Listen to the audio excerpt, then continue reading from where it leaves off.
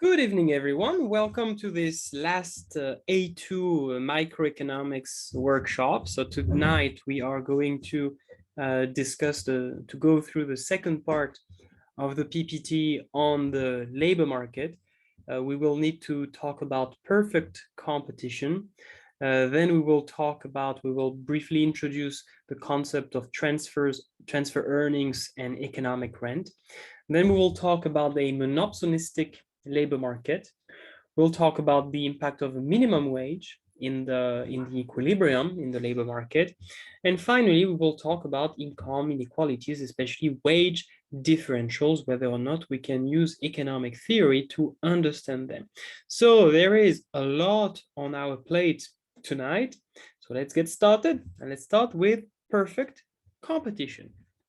And actually, since we have already discussed perfect competition before, so not in the case of an input market, but in the case of an output market, but the assumptions that describe or underlie this theoretical model are essentially the same. And the way this market works is essentially the same. So this should be relatively quick for you to go through this particular part of the syllabus with your students.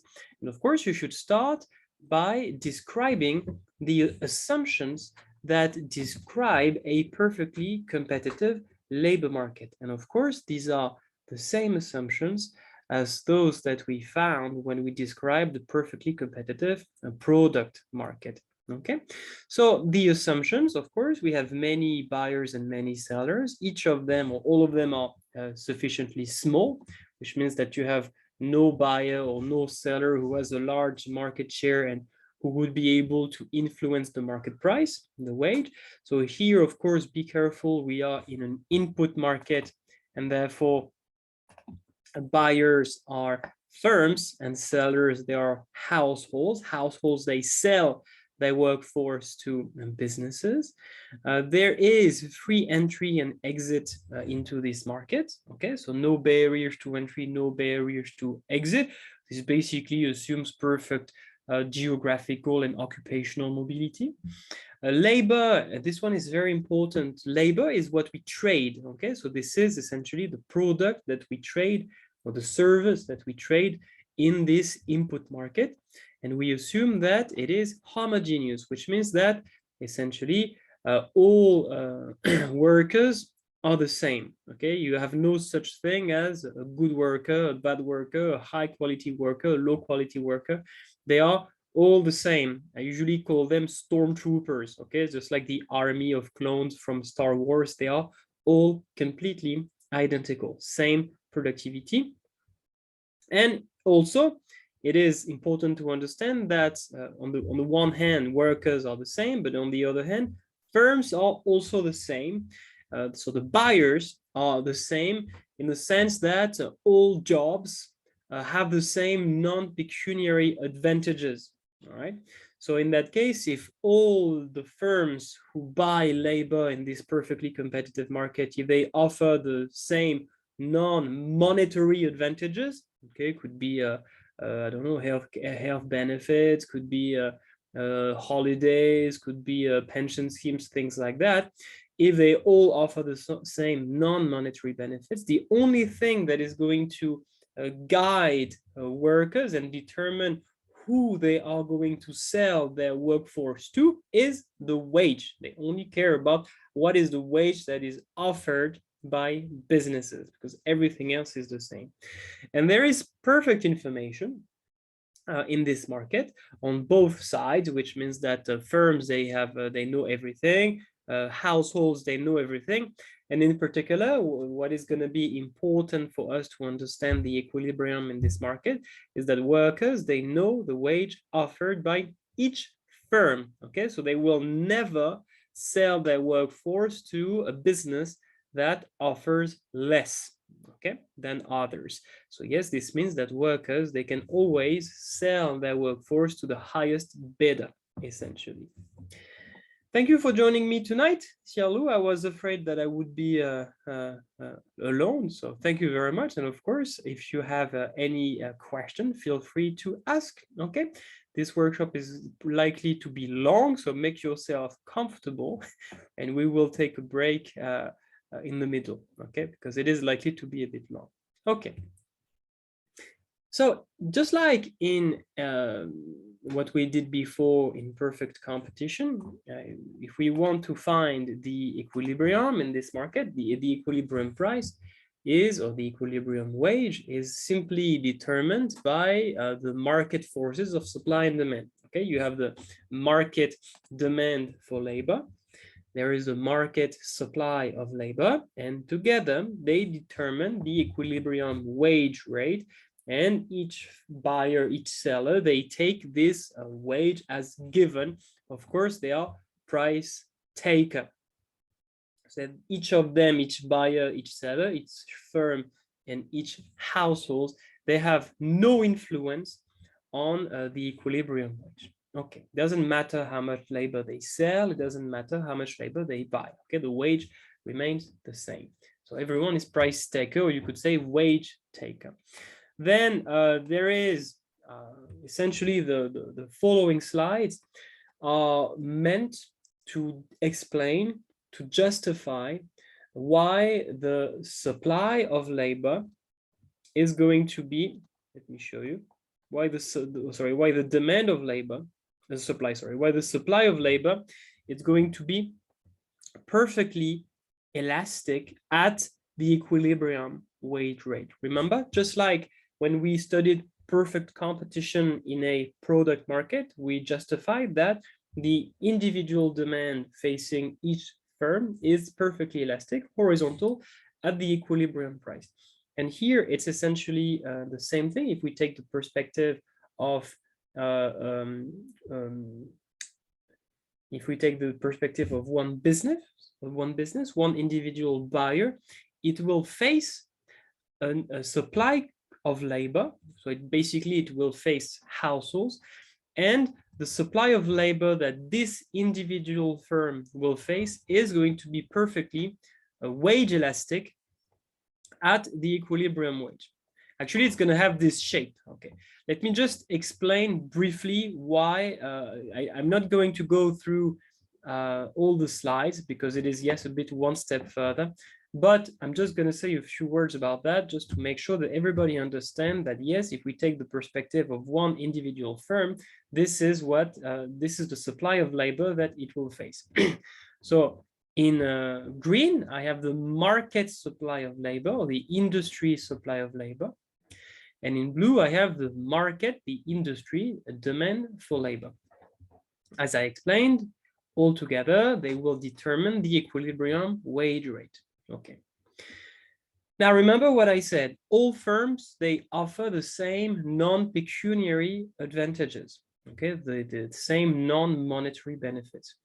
So if you have one firm that attempts to hire workers, but offering less than the equilibrium wage, well, nobody will be willing to work for that business, okay? No one. And therefore, the supply of labor is going to be zero, okay? That's why the supply of labor is zero below the equilibrium wage rate. Nobody wants to work for this company.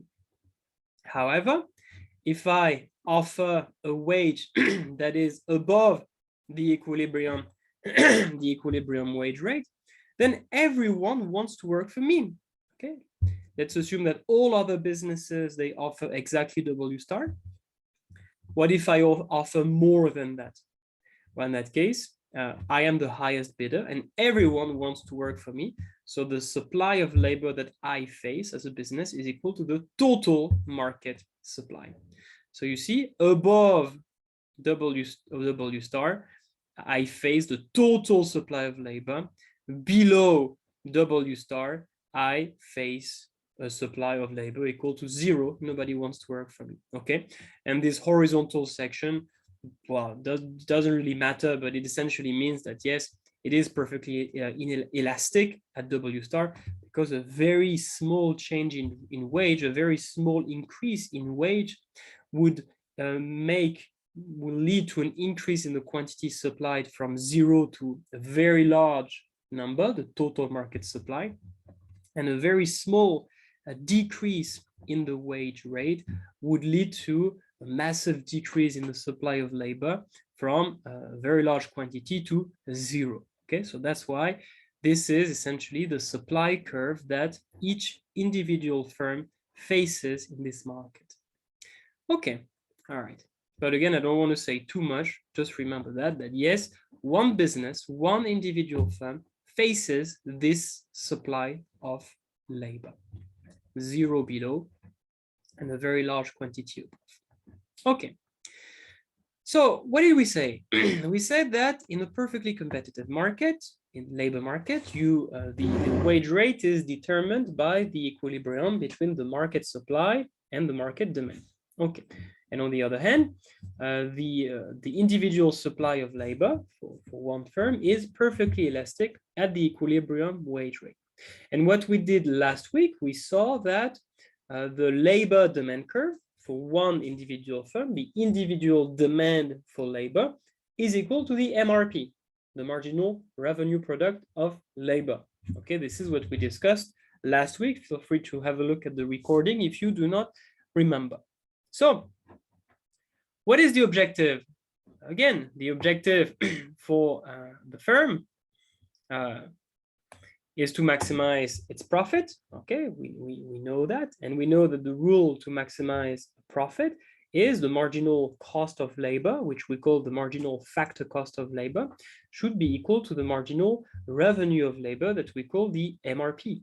Okay, and in the case of a perfectly competitive labor market, because each individual firm is price taker in the labor market, every additional worker that I hire increases my cost of production by an amount that is exactly equal to the wage rate on which I have no influence, W star, which means that every time I hire one more worker, I have to pay W star. This is the marginal factor cost of labor.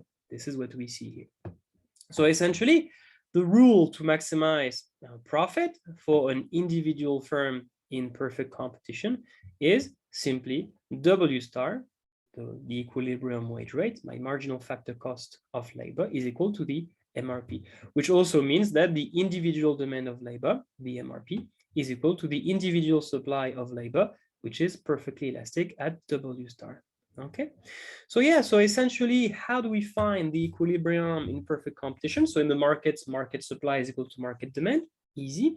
But for one individual firm, this firm is going to hire the quantity of labor such that the equilibrium wage, W star, the marginal factor cost of labor, is equal to the marginal revenue product of labor. So you can see that as a marginal cost is equal to marginal revenue, yes, or you can see it as individual demand is equal to individual supply. It is exactly the same thing. So how do we graph it? So just like perfect competition in a product market, you are advised to use a side-by-side diagram. On the left-hand side, you will represent the market or the industry, okay, with the market supply, market demand. And on the right-hand side, you will represent the individual firm. So please pay attention to something because it is very important. When we studied a perfect competition before in a product market, we looked at an individual firm on the right-hand side. And in that case, the individual firm was an individual seller. Okay, in the product market, firms are sellers. Here on the right-hand side, I am still going to look at what happens for one individual firm, but because we are in the labor market, this individual firm is a buyer. Okay, so we essentially invert what we did before. Okay, so this is the industry or the total market. So I have the total quantity of labor, let's say in K for thousands, just to emphasize that this is a large quantity, okay, and the wage rate. And I have the market supply, the total supply in the industry, and the total demand in the industry. The interaction of market supply, market demand determines the equilibrium wage and the equilibrium quantity of labor, okay? And then each individual firm, so each individual buyer in this market is going to take this equilibrium wage as given. But here, careful, this is not going to give us the individual demand. This is going to give us the individual supply that this individual firm faces, okay? Because again, remember, I repeat it because this is very important. If I am the individual firm, if I offer a wage below W star, nobody wants to work for me, so the supply is equal to 0. And if I offer a wage above W star, everybody wants to work for me, so the supply would essentially be not infinite, but very, very large, so I don't even represent it. Okay, so this is the individual supply of labor, which is also my marginal factor cost of labor, the cost of hiring every additional employee. Of course, I also need the individual demand, and we explained last week that this individual demand is my MRP. How many workers should I hire to maximize my profit? Well, the quantity is such that individual demand is equal to individual supply, which is equivalent to MFC is equal to MRP. This is the quantity that maximizes my profit. And these side-by-side diagrams, they represent the equilibrium in a perfectly competitive labor market. So for A2 economics, we do not distinguish between the short run and the long run. Okay, we could do that. We could look at the long-term adjustment depending on whether firms are making a profit. What's going to happen? Is it going to attract new firms? Is it going to attract more workers? Okay, but we don't do that in the A2 syllabus. We just focus on this equilibrium, and it is almost every year there is a question, an essay question about the labor market, and usually part A is about this. Part A is usually explain the equilibrium in a perfectly competitive labor market, and essentially, of course, students should explain the MRP, how this works, and they should end up with being able to explain this side-by-side diagram. Okay, then in my PPT, I have added many detailed information about efficiency. Are we going to achieve allocative efficiency? Are we going to achieve productive efficiency? But all this, I forgot to add the one step further star, but all this part on perfectly competitive labor market and efficiency, you can skip it, and you should skip it, okay? Because it is too advanced. But basically, you could show that we do achieve allocative efficiency. And I don't even know if I discuss productive efficiency. I think I only focus on allocative efficiency, and I explain in the following PPT that allocative efficiency is indeed achieved. So there is no dead weight loss. I will get back to this a bit later when we talk about the monopsony, a monopsonistic labor market. But just remember that there is no dead weight loss. Just to simplify, this is because the supply of labor, the market supply of labor, represents the marginal cost of supplying labor, and the total demand for labor represents the marginal benefit of hiring workers. And because, of course, at the equilibrium, the marginal cost is equal to the marginal benefit, then of course we achieve allocative efficiency. Okay, so you could represent, let me do it. You could represent something like that. That would be, I don't know how I'm going to do that. All right, let's just shade it in a very dirty way. If I continued my demand curve and if I continued my supply curve, of course, this total area would be the total surplus in the labor market. And because, of course, here supply is equal to demand, assuming there is no externality or whatsoever, then we would maximize total surplus. There would be no dead weight loss. So please keep this in mind. You don't have to remember the explanation. Just remember that essentially this is the marginal cost of producing labor. So producing labor basically means supplying labor. That's the opportunity cost of supplying your workforce. This is the marginal benefit for businesses of hiring workers. Therefore, marginal cost is equal to marginal benefit. We achieve allocative efficiency, no dead weight loss, which is something that is common with perfect competition. So please keep this in mind. We'll get back to it later when we study a monopsonistic labor market. Yes, that's about it. I don't think I discussed productive efficiency. So you can just say that in perfect competition, allocative efficiency is achieved. Yes, this is the marginal cost of consuming labor. That's the total demand of labor. Okay, exactly what I explained. So you can just say that very briefly, but do not spend too much time on it. Okay, so same thing, you can even represent it. You can say, okay, this is the total supply of labor, this is the total demand, this is the consumer surplus. So here, careful, the consumer is the business, okay? The business is the one who consumes labor. And the producer surplus, here it's the worker, the one who produces its own workforce and sells its own workforce. And yeah, this total area, I forgot that I graphed it. This total area represents the total surplus, and it is maximized. There is no deadweight loss. Okay, so you can simply say that, but do not spend too much time on efficiency. Just argue, just explain briefly why, yes, we do achieve allocative efficiency in a perfectly competitive labor market. Okay, Xiaolu, is it okay? Any questions at that stage? We are done with this part on perfectly competitive market. Is there anything you would like to ask?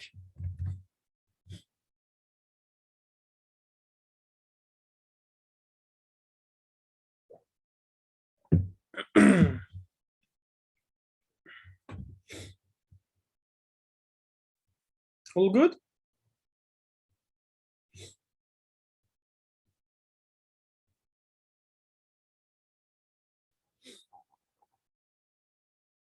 Okay.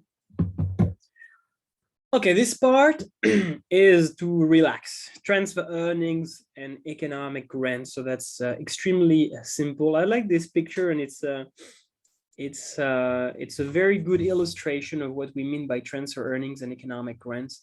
I am leaving you. It's not you, it's me. No, it's you. It's not me. You don't pay me enough.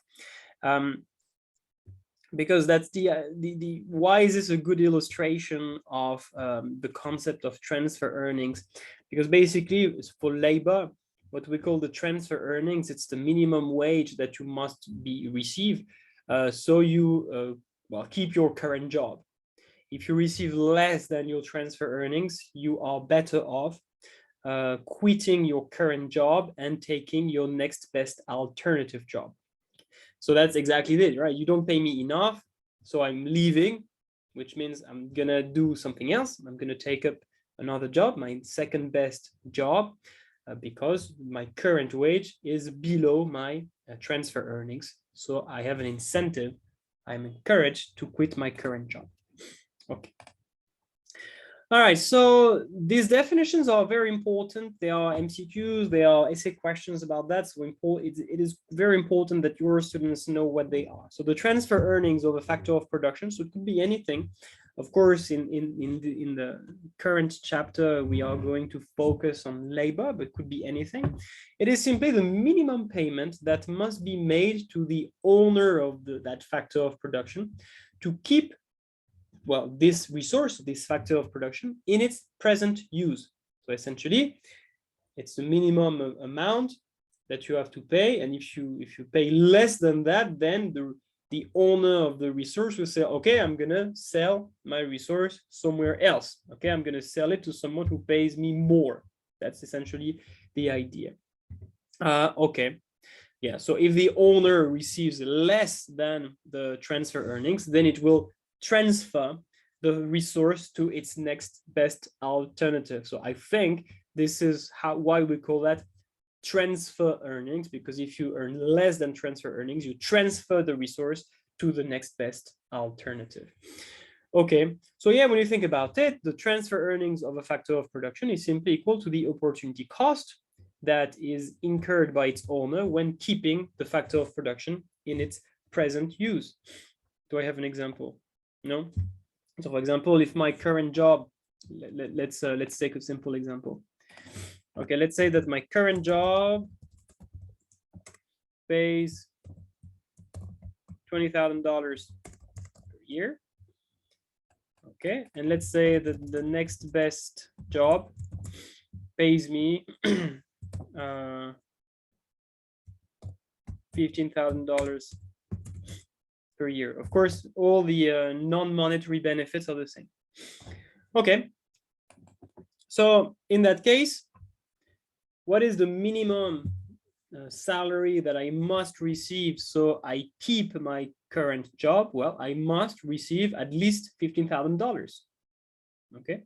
If I receive less than $15,000 in my current job, then I should give up or quit my current job and take up my next best job. But here, in our case, my current job pays more than my next best job. Okay, so which means that I receive more than the minimum amount that I must receive so I keep my current job.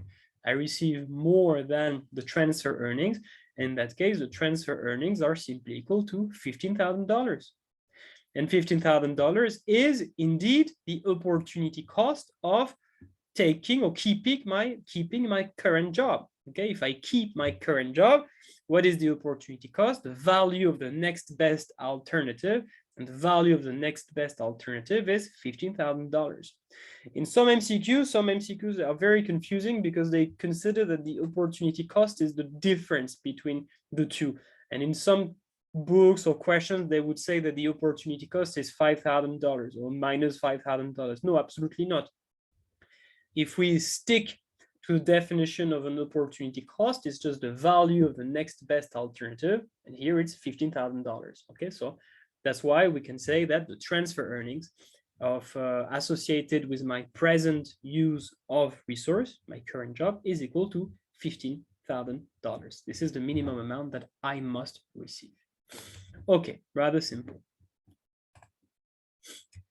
Yes, so that's okay for transfer earnings, and the economic rent is what I essentially make above that minimum amount. So in my example, I currently make $20,000.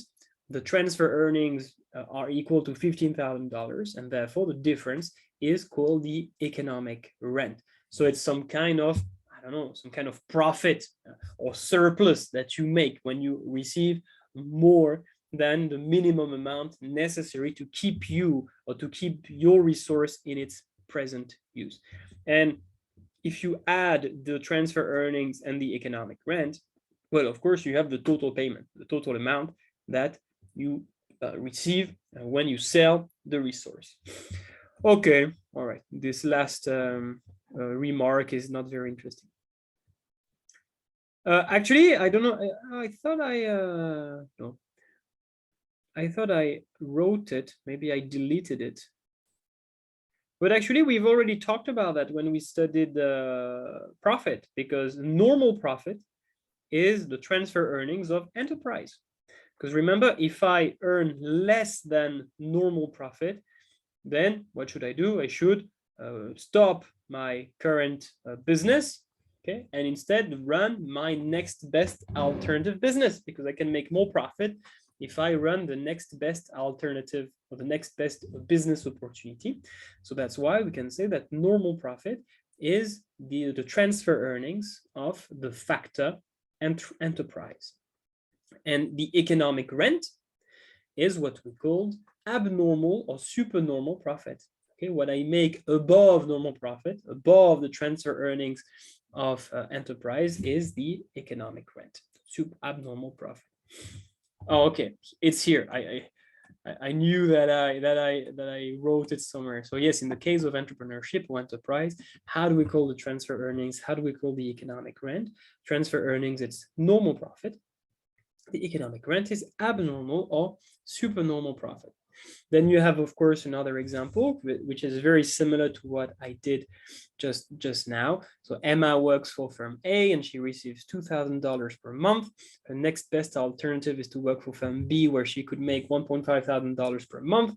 What are the transfer earnings and the economic rent associated with Emma's current use of labor? Well, of course, the transfer earnings is the opportunity cost, $1,500. The economic rent is the difference, $500, and the total payments, $2,000. Okay, rather simple. Okay. So graphically speaking, and this is what is going to be useful, especially for MCQs, we can identify in the labor market, we can identify the transfer earnings and economic rent graphically. And by the way, since I think about that, some students, they confuse transfer earnings and transfer payments. So make sure that you stress this point and make sure that you avoid confusing transfer earnings and transfer payment. So what they should know is that, let me show the diagram first, okay? So this is, of course, well, this could be labor. I represented any input, okay? You can replace by labor if you want, but this is true for any factor of production. So this is the supply of the input, for example, the supply of labor. This is the demand for the input, for example, the demand for labor. We have an equilibrium price and quantity. Of course, this area, P times Q, is the total amount that is paid to the owners of the factors of production, okay? P per unit times Q. So we can call that the total payments or the total factor earnings, okay? Then how do we identify the transfer earnings? Well, we simply have to remember that the transfer earnings for each unit of resource, if you want, is equal to its opportunity cost. Okay, I just explained and illustrated that a minute ago. I repeat, the transfer earnings of a resource, it's equal to its opportunity cost. And in this diagram, what represents the opportunity cost? Of course, the supply curve. Okay, in particular, the supply curve represents the marginal cost of production or supplying the input, the marginal opportunity cost of supplying the input. So for each unit of output, okay, from 0 to Q star, if I look at the vertical distance here, it's going to tell me what the transfer earning for that unit is, okay? And the amount above is going to represent the difference between the price that is actually paid to the owner of the resource of the input and the opportunity cost of producing or supplying this resource is the economic rent. So for example, for this one, for this unit, this red vertical arrow shows the transfer earnings, the minimum amount that must be paid to the owner of that unit of input. So the owner accepts to supply it in this market. And what we have above this opportunity cost, above the transfer earnings, this is the economic rent. Okay, so I can do that for all units. In red, the transfer earnings, in blue, the economic rent. And if I add all that, just like we did for consumer surplus and producer surplus, we find that this lower area represents the transfer earnings, the total transfer earnings in this market. And this blue area represents the total economic rent that is enjoyed by the owners of the input. Okay, so we can summarize with some text. Okay, so the transfer earnings in a particular factor market, such as the labor market, is the area that lies below the supply curve up to the equilibrium quantity. Okay, so below the supply curve up to the equilibrium quantity, transfer earnings. On the other hand, the economic rent is the area that lies above the supply curve and below the equilibrium price, okay? Above the supply curve and below the equilibrium price.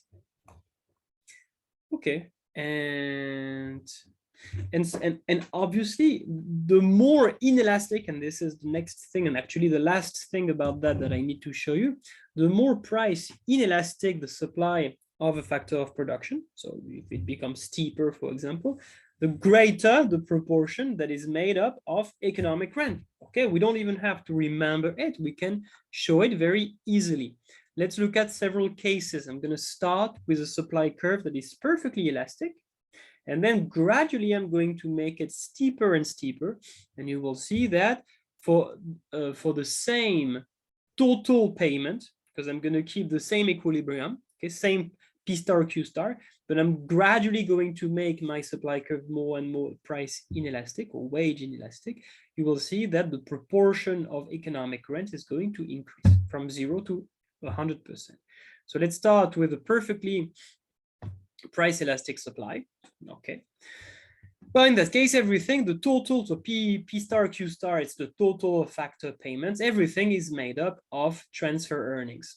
Okay, there is no economic rent because the opportunity cost is exactly equal to the price that is received by the owners of the inputs. Now, what if I make supply a bit more inelastic? So it's still price elastic, but not perfectly price elastic. Well, now you see that most of the payments that are made to the owners of the factors of production, they are made of transfer earnings. Okay, only this area represents economic rent. If I keep making the supply curve more and more inelastic, for example, in this case, supply is now price inelastic. Well, you see that now, again, we still have the same area, okay, total payments made to the owners of the factors of production. However, you see that now most of it is made out of economic rent.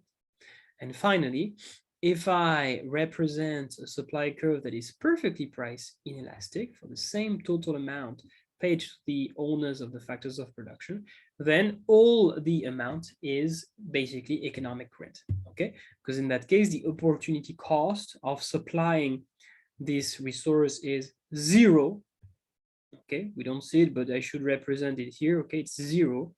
So every 100% of the price we receive when we sell this resource is simply economic rent. Okay. Okay. All right. And we are done with this part 4 about transfer earnings and economic rent. We are ready to talk about the monopsonistic labor market. Xiaolu, do you have any questions about transfer earnings and economic rent before we move on?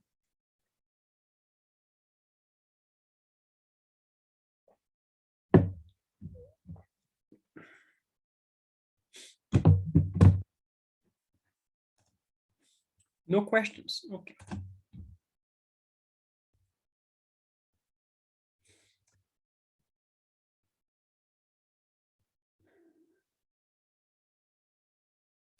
All right, so the monopsonistic labor market is probably what's gonna keep us busy for some time. It's not the easiest topic, so we'll try to do that slowly, step by step. I like to start every part by making a few comments about the picture that I introduced. This picture is actually representing a coal mine in France, in northern France, in the, I don't know exactly when, maybe 1920s. I don't know exactly, 1930s. And the reason for which I introduced this picture is because it's a good example of a monopsonistic labor market, where you have this coal mine, we can see it here, and then you have, well, houses, we see houses in the background, and essentially everyone works for the mine, because this is pretty much the only employer in the area.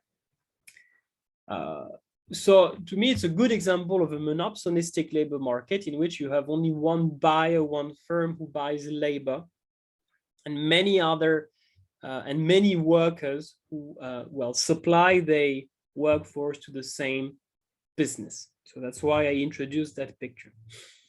Okay, before we describe this market structure, and before we describe how we find the equilibrium, and before we can compare the equilibrium in in perfect competition, in monopsonistic competition, or in a monopsony, sorry, monopsony, we have to just make a few reminders about the cost functions when we look at labor and when we take the perspective of a business. Okay, so of course, what we call the total cost of labor, this is the total amount we pay to workers. Okay, so let's say that the wage we pay is W.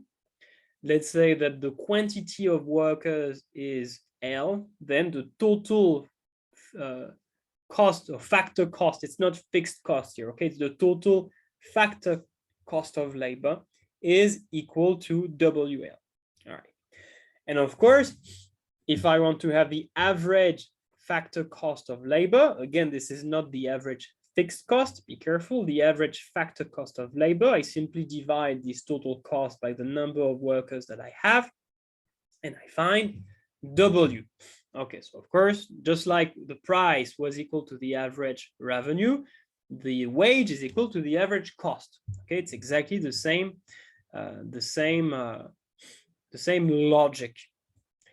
Okay, and this is not very important, but yes, of course, the average factor cost of labor, it's represented by the supply price. So yes, what does it mean? This means that the average factor cost of labor is simply the supply curve facing one individual firm, okay? Because just like we said that the demand curve represents the average revenue curve in a monopoly. Now, in this case, the average cost of labor is represented by the supply curve. Why? I can just explain it briefly if you want, but this is, let's forget about the average factor cost of labor for now, okay? So let's say that this is we are a big firm, okay, a big employer. So in that case, we no longer face a supply of labor that is perfectly elastic, that is horizontal. We face the total market supply of labor. We'll see that later, but we are the only employer in town. Okay, so we face the entire supply of labor, and therefore the market supply of labor is upward sloping. Okay, so now if I want to find out what is going to be my average cost of labor, well, of course, in that case, it depends on how many workers I will hire. Okay, if I want to hire, let's say, this quantity, L1, okay, then of course, I just look at the supply price. Okay, I start from L1 and I ask myself, okay, what is the wage? What wage do I have to pay to the workers to be able to attract this quantity? And this is given by the supply curve, of course. And the answer is okay. So if you want to hire L1 employees, then you have to offer a wage W1. And of course, the wage is my average cost of labor, which means that every time I hire one worker, I have to pay W1. That's the per unit cost of labor. Okay, so this would be the total factor cost of labor, of course. However, if I want, I did not add it here on this diagram, but I'm gonna add it because it's important to understand. If I want to hire less, why not? Maybe just this quantity. Well, you see that now I can offer a lower wage, maybe just, I don't know how many, W2. Okay, W2 is enough essentially to attract this quantity of workers. Let's say it's L2. L2. And if, of course, if I want to hire more, then I will have to offer a higher wage. If I want to say L3, okay, W3. So, okay, the idea is that now, if you are one employer and you face the entire supply of workers, then if you want to attract more workers, if you want to hire more workers, well, you will have to offer a higher wage for everyone. Okay, so that's why the average factor cost of labor will be increasing. Okay, I think so far so good. Okay, it's important to keep this in mind. Now, we are ready to explain what we call a monopsonistic labor market. So we often say that a monopsony is just the opposite of a monopoly. Why not? Because yes, it's a market structure in which there is one single buyer facing many sellers. So yeah, it makes sense to say that this is the opposite of a monopoly. And this single buyer, we call it the monopsonist. The monopsonist. Honestly, that's the only assumption that matters. We could say, yes, there are high barriers to entry for other buyers, we could say that there are no close substitutes. All right, but it doesn't really matter, honestly, for this model. Just remember, just say that there is one single firm that employs the workers in the market. So it faces the entire supply of labor. Okay, so clearly this monopsonist is price maker. Okay, it depending on how many workers it wants to hire, it will set the wage in the market. The more workers it will want to hire, the higher the wage that it will have to offer. However, the workers, they are price takers. They have no influence on the wage, the equilibrium wage whatsoever. Okay, and of course, as I explained earlier, because this monopsonist is the only firm who demands labor, who buys labor, it faces the entire market supply, simply because workers can only supply their workforce to that particular company. So yeah, the monopsonist makes up the entire market. So the labor supply curve it faces is the total supply of labor. And what did we say last week? We said that when we look at the supply of labor, when we look at the market supply of labor, it is increasing. It is upward sloping. And yes, and I know that I repeat myself, but this is really the key to understand how this works. This means that because we, the firm, face a supply that is upward sloping, it means that we must raise the wage rate in order to attract more workers. Okay, and remember, this was not the case in perfect competition. Okay, in perfect competition, I could hire as many workers as I wanted simply by offering the market the equilibrium wage rate. So it was constant. So this is a major difference here. Okay, and here we are price maker because of course the more workers we want to attract, the higher the wage that we must offer. Okay, so, and this is again like the most important part about the monopsonistic labor market, because we face a supply of labor that is upward sloping. And remember that this supply of labor represents my average cost of labor. This means that the marginal cost of labor, the marginal factor cost of labor, is going to be higher than the average cost of labor, which is over or above the supply curve. Just like for the same reason for which when we studied the monopoly, we argued that because the demand is downward sloping, the average revenue is downward sloping, then the marginal revenue was below the average revenue, below the demand curve. That's exactly the same logic here, but we are not talking about the revenue curve now because we are not talking about sellers, we are talking about a buyer. So here, the marginal cost is going to be larger than the average cost. I'm going to show you some examples. So yeah, the consequence is that the marginal cost of labor, when we graph it, it's going to be above the supply curve. And I'm going to skip the explanation, like the text explanation, but that's the same idea. That's exactly the same explanation here. There is if you hire one more worker, there are essentially two effects on your total cost of labor. On the one hand, if you hire one more worker, of course, you will have to pay the wage to one additional worker. Okay, so your total cost is going to increase by the equilibrium wage. Okay, but it's not all, because also you do not only raise the wage for the last worker, you also have to raise the wage for all previous workers that were already employed. So it means that your total revenue will increase by more than the wage that you pay to all your workers. And therefore, it means that the marginal cost of labor, the increase in your total cost of labor, will be greater than the average cost of labor. It's easier to see that on a diagram. Okay, so yes, in this case, the two effects, they reinforce each other because these two effects, the quantity effect and the price effect, they both contribute to increase your total cost of production.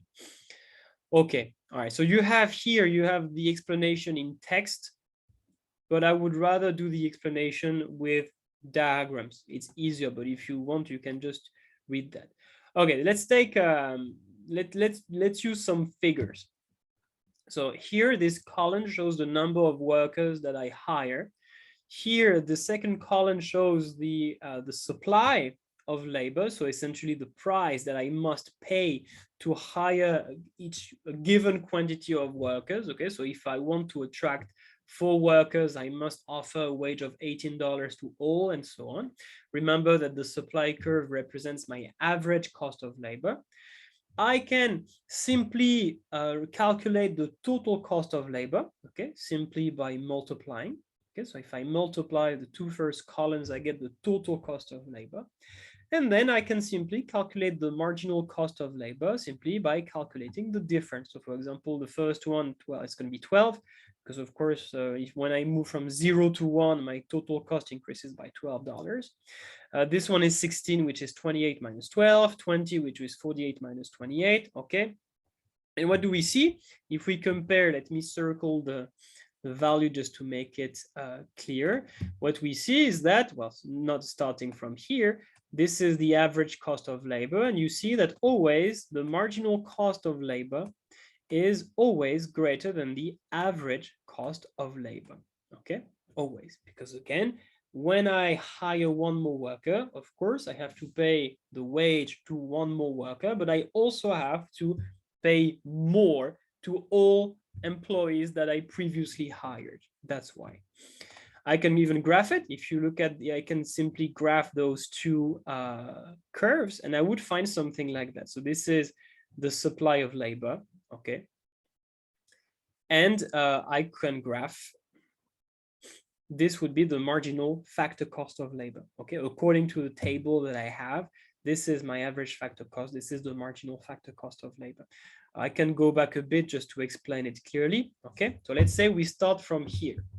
We start from 2 workers. So we have initially hired 2 workers, and the supply curve tells me, okay, if you want to attract 2 workers, you need to offer a wage of $10, okay? So that's my average cost of labor when I hire 2 workers, $10. How much do I pay in total? Well, 10 times 2, $20. That's the total cost of labor. Now, what if I want to produce more? So I want to produce more, so I need 1 more worker, okay?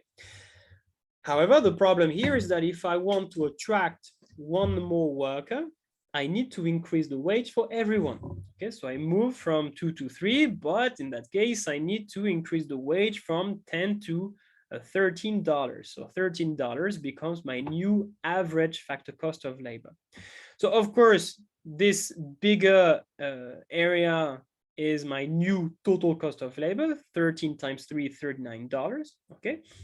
And we see that it has increased, okay? Initially we had this, now we have this. And we can actually distinguish between those 2 areas.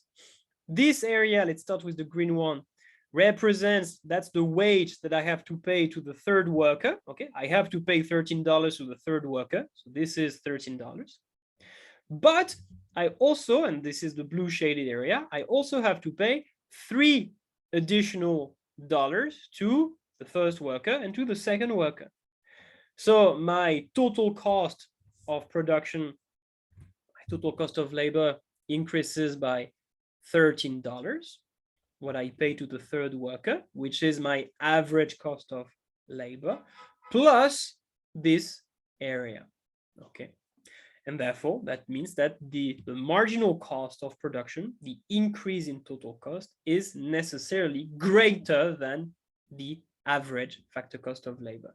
It exceeds the average factor cost of labor by this area, okay, which is $6.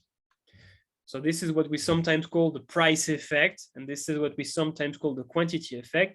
And we can calculate that the marginal factor cost is $19, which is of course greater than $13, the average factor cost of labor.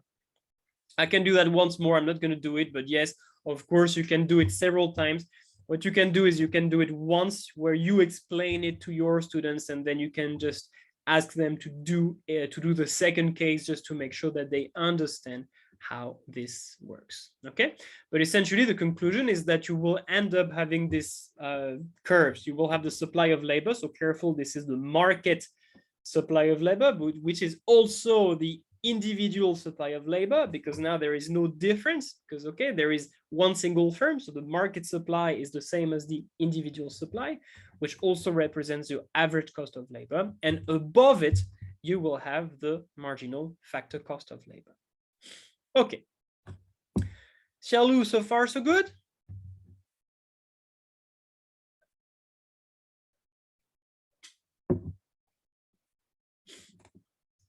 Okay. Right.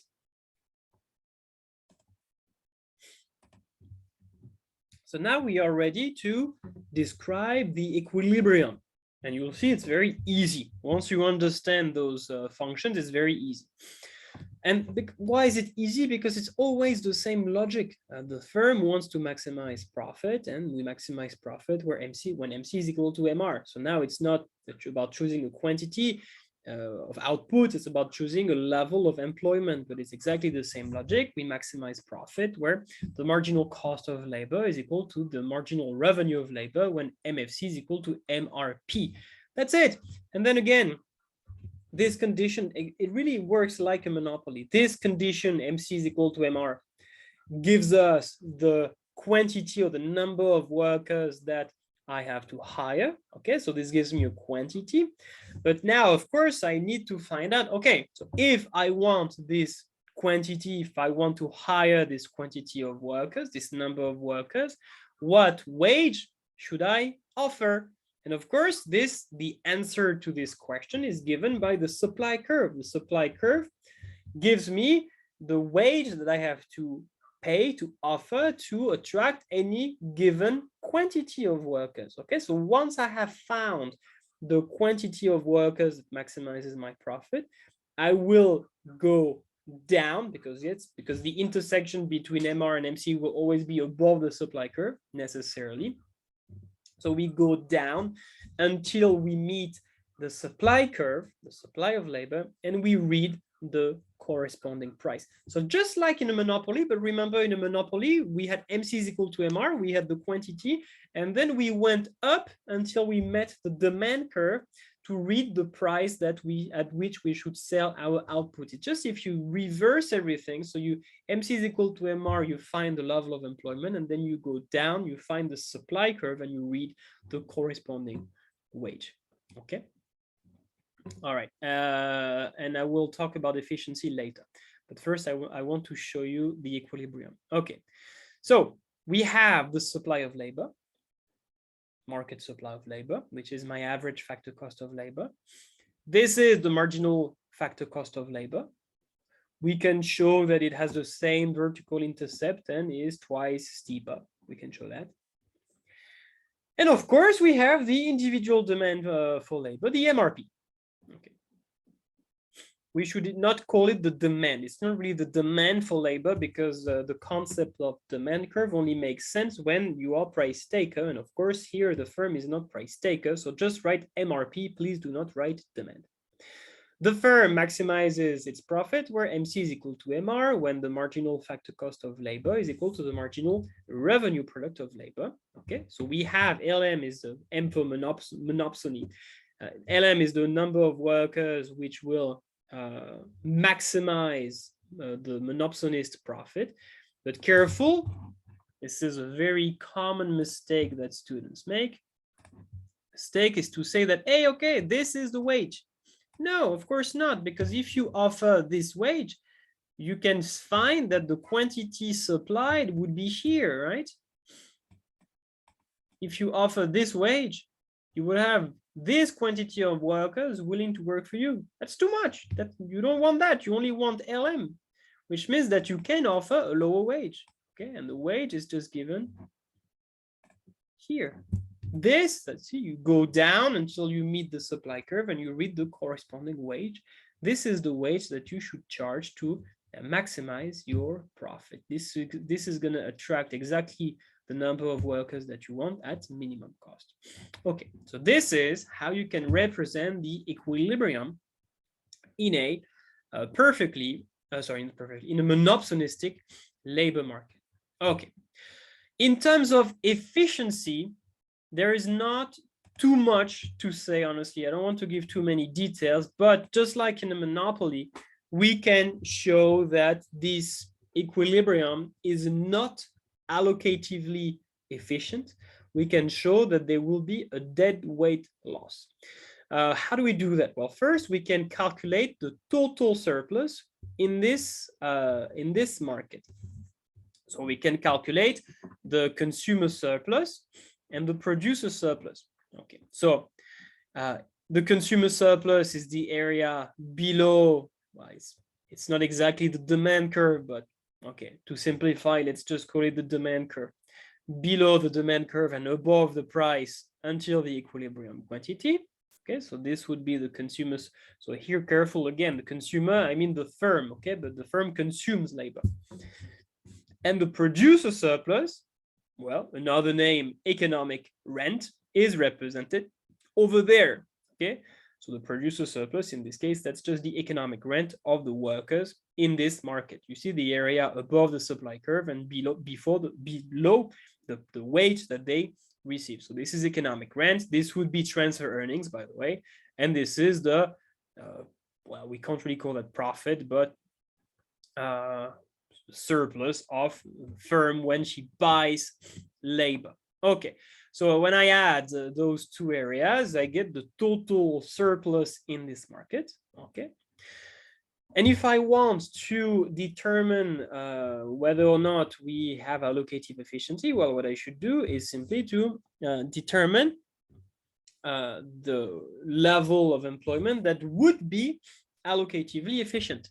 Okay, and remember that the rule to achieve allocative efficiency, let me write it down again, it's essentially marginal benefit of consumption is equal to marginal cost of production. Okay, so here the marginal benefit of consumption, remember the firm is the one who consumes labor, so this marginal benefit of consumption is given by the MRP. Okay, the marginal revenue product of labor, this is the benefit for the firm every time they hire one more worker. And the marginal cost of producing or supplying labor is given by the supply curve. Remember that the supply curve represents the marginal cost of supplying labor for workers. Okay, so what quantity, what level of employment would be allocatively efficient? Well, this one. This is, let's call it LAE.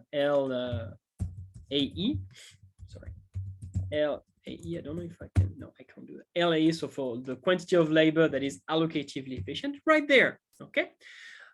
You could say there is another way to see it. I would rather say that this is when the marginal benefit is equal to the marginal cost.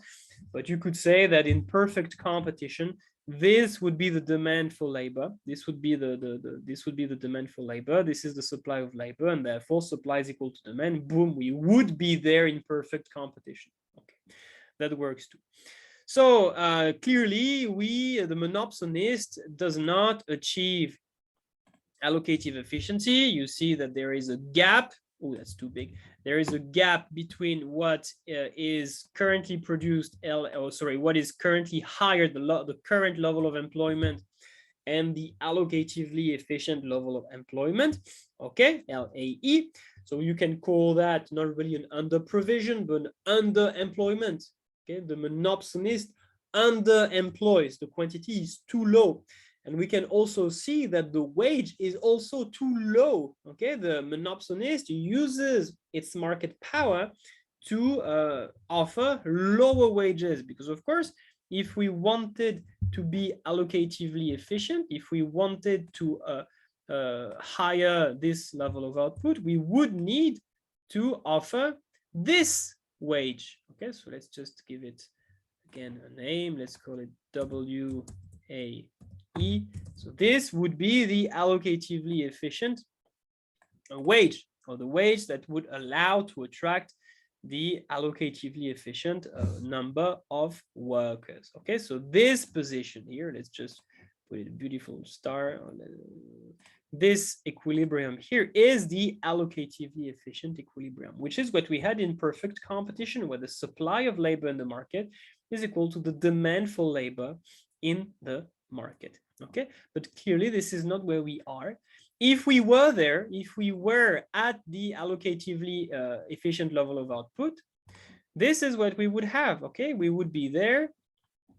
We would have this this total surplus, but unfortunately, we see that we are only there. So there is a dead weight loss. Just like when we compare perfect competition and a monopoly, there will be a dead weight loss.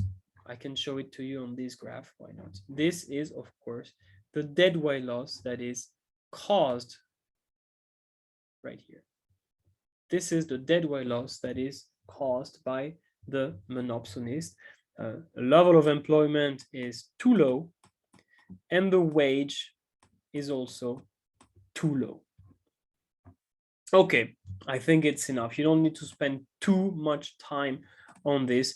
Just make sure that your students are able to identify to represent the equilibrium in a monopsony, the equilibrium wage, the equilibrium quantity, and that they are able to compare it with what would prevail in perfect competition, and to discuss and to identify the dead weight loss caused by this market power on the demand side, and to explain that, yes, there will be an underemployment in the market and the equilibrium wage will be less than efficient.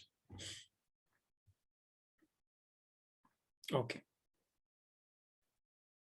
Yes, and you can just describe that, but this is a bit too detailed, I think. Okay. Xiaolu, any questions?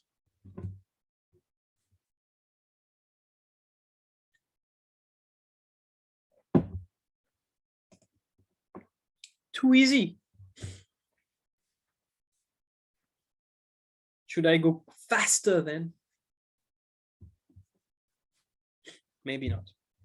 Maybe that's fast enough. It's a good speed. Okay, good. All right. Minimum wage, easy. Once we are done with monopsony, usually this is the time when you teach, where you can start breathing and your students can start breathing. Even though there is one thing that is a bit tricky, which is about the consequence of a minimum wage in a monopsonistic labor market. Okay. I like this cartoon, this drawing, because it illustrates the trade-off that exists between offering high wages to workers and making it more difficult for them to find a job. All right, because you know that a minimum wage above the equilibrium price, at least in a perfectly competitive market, is going to lead to a surplus, in the persistent surplus in the labor market, and to a decrease in the equilibrium level of employment. Yes, absolutely. This can create what we call a real wage unemployment or classical unemployment, when the wage is too high and therefore the quantity demanded of labor is less than the quantity supplied. And so, all right, those who still have a job, they are very happy because they can benefit from a higher pay, but those who are currently unemployed, they really struggle to find a job. Okay, so I usually like starting with this map because, yes, I teach in China, and I think most of us, we teach in China here. So it's a map that shows the minimum wage in different provinces, because, yes, it's important to acknowledge that the minimum wage depends on the cost of living. So you clearly see that it is much higher in Eastern China, especially if you look at like Guangdong, Shanghai, Jiangsu province, or Beijing, Shanghai, Jiangsu, the Zhejiang, the minimum wage is much higher simply because the cost of living is higher. And if you look at Gansu, Tibet, Yunnan, Hainan, Ningxia, and these provinces are, especially those who are often the the least developed in China and the ones with the lowest cost of living. And therefore the minimum wage is also lower. So it's always very practical and interesting for the students, because they may realize that yes, minimum wage is actually quite low in many provinces. Yeah, this is per month. This is per month. Yes, per year would be very low. Per week would be definitely high. So this is the monthly minimum wage in China. So this map has, I got this map 2 years ago. So this may have changed slightly, but I suspect this is basically the same. All right, so just a few reminders. Yeah, as of 2019, yes. Just a few reminder that yes, a minimum wage is just an example of price control. In particular, it's a price floor. So a price floor is a minimum price that buyers are required to pay. Okay, buyers are not allowed to purchase something below the minimum price. And of course, if you want your minimum price to be effective, then you must set it above the market equilibrium price. Okay, so minimum wage is just a price floor on labor. That's it. It's always good to relate it to what students have already studied in AS. And actually, we have to distinguish two cases. We have to discuss the consequences of a minimum wage when the labor market is perfectly competitive, and in that case, it's really easy. And we have to look at what are the consequences of a minimum wage when the market is a monopsony. And it gets more tricky. So I will let's start with what's simple, what happens in a perfectly competitive labor market. And of course, as I said earlier, if it's effective, if it's set above the equilibrium wage, this is going to lead to a surplus, and so to a decrease in the level of employment. Okay, I think everyone understands that easily. But the decrease in the level of employment depends on whether the demand for labor is elastic or inelastic, all right? Because if it's very inelastic, even if the wage is rises because of the minimum wage, businesses will keep hire pretty much the same number of workers, so the level of employment will not decrease much. However, if the demand for labor is very price elastic, well, as soon as we introduce a minimum wage, the level of employment is going to decrease a lot. Okay, so it's a good evaluative comment that can be made if students are expected to assess the consequences of the introduction of a minimum wage, right? So the basic logic is that the more price elastic the demand for labor, the larger the decrease in the level of the decrease in employment. So when you think about it, if you have a question like discuss whether minimum wage is beneficial, well, first you should say beneficial to who, and then as an evaluative comment, you can say, all right, it depends on whether the demand for labor is elastic or inelastic, because of course, those who still have a job, okay, they definitely benefit from a minimum wage because they now receive a higher salary and they still have their job. But you also have some people who used to work at the lower equilibrium wage and that basically lost their jobs because of the minimum wage, because the firms are less willing, or they are willing to hire fewer workers now that the wage is higher. So basically you have winners, those who still have a job and receive more, and the losers, those who lost their jobs because of the minimum wage. So whether or not it's going to be beneficial depends on the, well, which group of the population is going to be the most important, essentially. So you compare it's a cost-benefit analysis, essentially. All right, you can represent it graphically very easily. So of course, first stupid case, if you introduce a minimum wage below the equilibrium price, nothing happens. Okay, this we know. This is just to make sure your students are awake. Just show them this diagram and ask them, okay, where is the surplus? And of course, if they tell you this is the surplus, then you can ask them to do 10 or 20 push-ups just to punish them, because they should know that in that case it's going to be ineffective. All right, of course, if you want it to be effective, you should set it above the equilibrium price. W lower bar is my minimum price. And you see there is now a gap between the quantity, the quantity supplied and the quantity demanded. This is an excess supply. This is a surplus. All right, this is the surplus of labor. And as a result, yes, the level of employment will fall from L star to LD, simply because we cannot force firms to buy more labor than what they need. Of course, workers, there are more workers who would like to work. There are LS workers who would like to work, but at that price, at W lower bar, you only have LD workers that will be hired by businesses. All right, so you see that the wage rate rises. Okay, good news for those who still have a job. Okay, these ones are the ones who still have a job. Very good, they are the winners. But these ones, they are the losers. They are those who were formerly employed, but who have lost their job simply because now firms do not want to hire as many employees as before. And these guys, they are those who did not work before, but they would be willing to work now because the wage is higher. So they would accept to supply their workforce in this market. But of course, they are unable to find a job. The level of employment is simply too low. So they are neither winners or losers, simply because they did not work before and they still do not work now. Okay, so but remember, these are the winners, these are the losers. So whether or not it's beneficial depends on the cost and the benefits.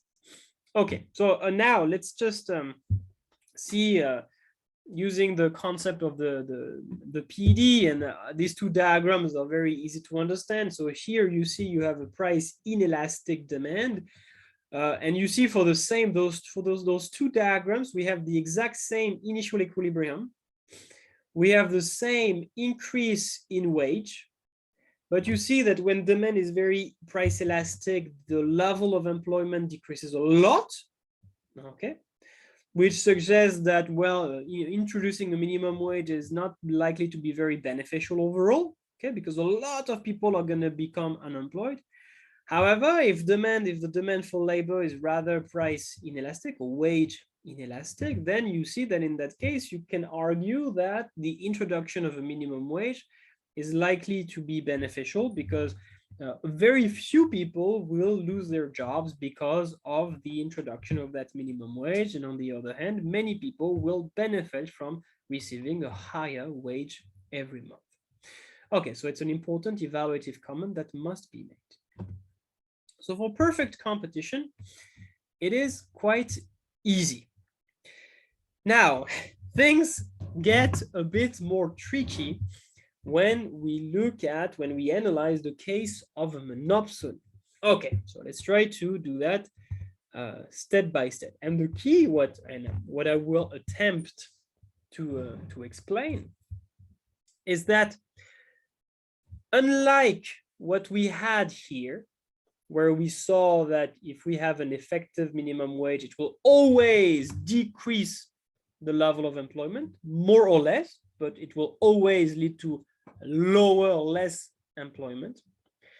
However, in the case of a monopsony, it can indeed do the same, or lead to the same consequence, a decrease in the level of employment, but it can also lead to an increase in the level of employment. So in that case, you can see, oh, wow, that's amazing, right? We have a higher wage for workers, and at the same time, we have a higher level of employment. All right, this is possible, at least theoretically, in this model. I'm going to explain it to you. So yeah. All right, you don't really need to look at the text. It's actually easier to simply look at the diagrams. Okay, so yeah, we can summarize it this way, but let's just look at the diagram. And what I'm going to do is to consider several cases depending on where do I set the minimum wage. So of course, let's start with no minimum wage. So if there is no minimum wage, this is the equilibrium of a monopsony. Okay, MC is equal to MR, marginal factor cost is equal to MRP. We find the quantity that maximizes my profit. I go down and I read the corresponding price. Okay, and I'm really going to do all possible cases, even stupid cases. So let's start with a stupid case. Stupid case, what if the minimum wage, W star, is below the equilibrium wage? So then, of course, nothing is going to happen. All right, remember that if you want your minimum wage to be effective, it should be set above the equilibrium price, which means that anytime I set a minimum price, let me try to graph it. Anytime I set a minimum price here, nothing is going to happen. All right, so we can focus on this range, the range where the minimum wage is going to be effective. What will happen if I set the minimum wage? And actually, and this is what I'm going to show in a minute, the answer depends on whether it is above or below this value. Okay, so the consequence will not be the same if I introduce it somewhere here or if I introduce it somewhere here. Tricky. But here again, it's stupid. It's not going to be effective. So actually, I'm just going to skip this part. Let's just ignore it. Let's just move on directly to case 2, which is more interesting. Let me clear that. Okay, so case 2. So the minimum wage, W star, is above the equilibrium wage. Okay, so it's going to be effective. And it is below this value that I call W hat. All right, why not? We have to give it a name. W hat. You can call it W2. It really doesn't matter. So it is somewhere here. Okay. Now, think about it. Think about what your, let's just focus for now on the supply curve. And I'm not going to use the PPT because I really want to do it with you right now. So let's do it together. And let's say, for example, that the minimum wage is, I don't know, here. Let's just put it in the middle. Okay. This is my minimum wage. Let's try to see what's going to happen. Minimum wage. So that means that firms can't supply labor. Sorry, workers, sorry, firms can't buy labor below this wage, or to put it differently, sellers, they can't sell their workforce below that wage. Okay, it's not possible. What does it mean? Well, it means something very simple. It means that below the minimum wage, the supply of labor is 0. I repeat, below the minimum wage, the supply of labor is 0. Okay, so essentially, I don't know if I can, would be cool if I could erase it, just to, maybe I can try to erase it. That essentially means that this area, this my supply curve here, disappears. Okay, anything below the minimum wage, the supply is now 0. Okay, let's just focus on the supply now. Okay, and of course, as soon as the price is at least equal to the minimum wage, all right, then the supply is the original supply curve. Okay, this one. Oops, it's in white. We don't see anything. Above the minimum wage, this is the standard, the unrestricted, if you want, supply curve. So it means overall, if I put everything together, below the minimum wage, the supply is 0. Above the minimum wage, the supply is my initial supply. So this one. Sorry, it's not very precise. Okay, and usually to connect, but it's only to connect those two sections, we usually represent a horizontal section. But really, this is just to make it look more beautiful. Okay, we have this horizontal section. Okay, so this is the new supply of labor. All right. Now, what happens to the marginal factor cost of labor? Okay, so we can just use the same reasoning, but now we should look at the quantity. And basically, it is quite simple to understand that every time, let's use a different color. Let's use okay. Every time, let's okay.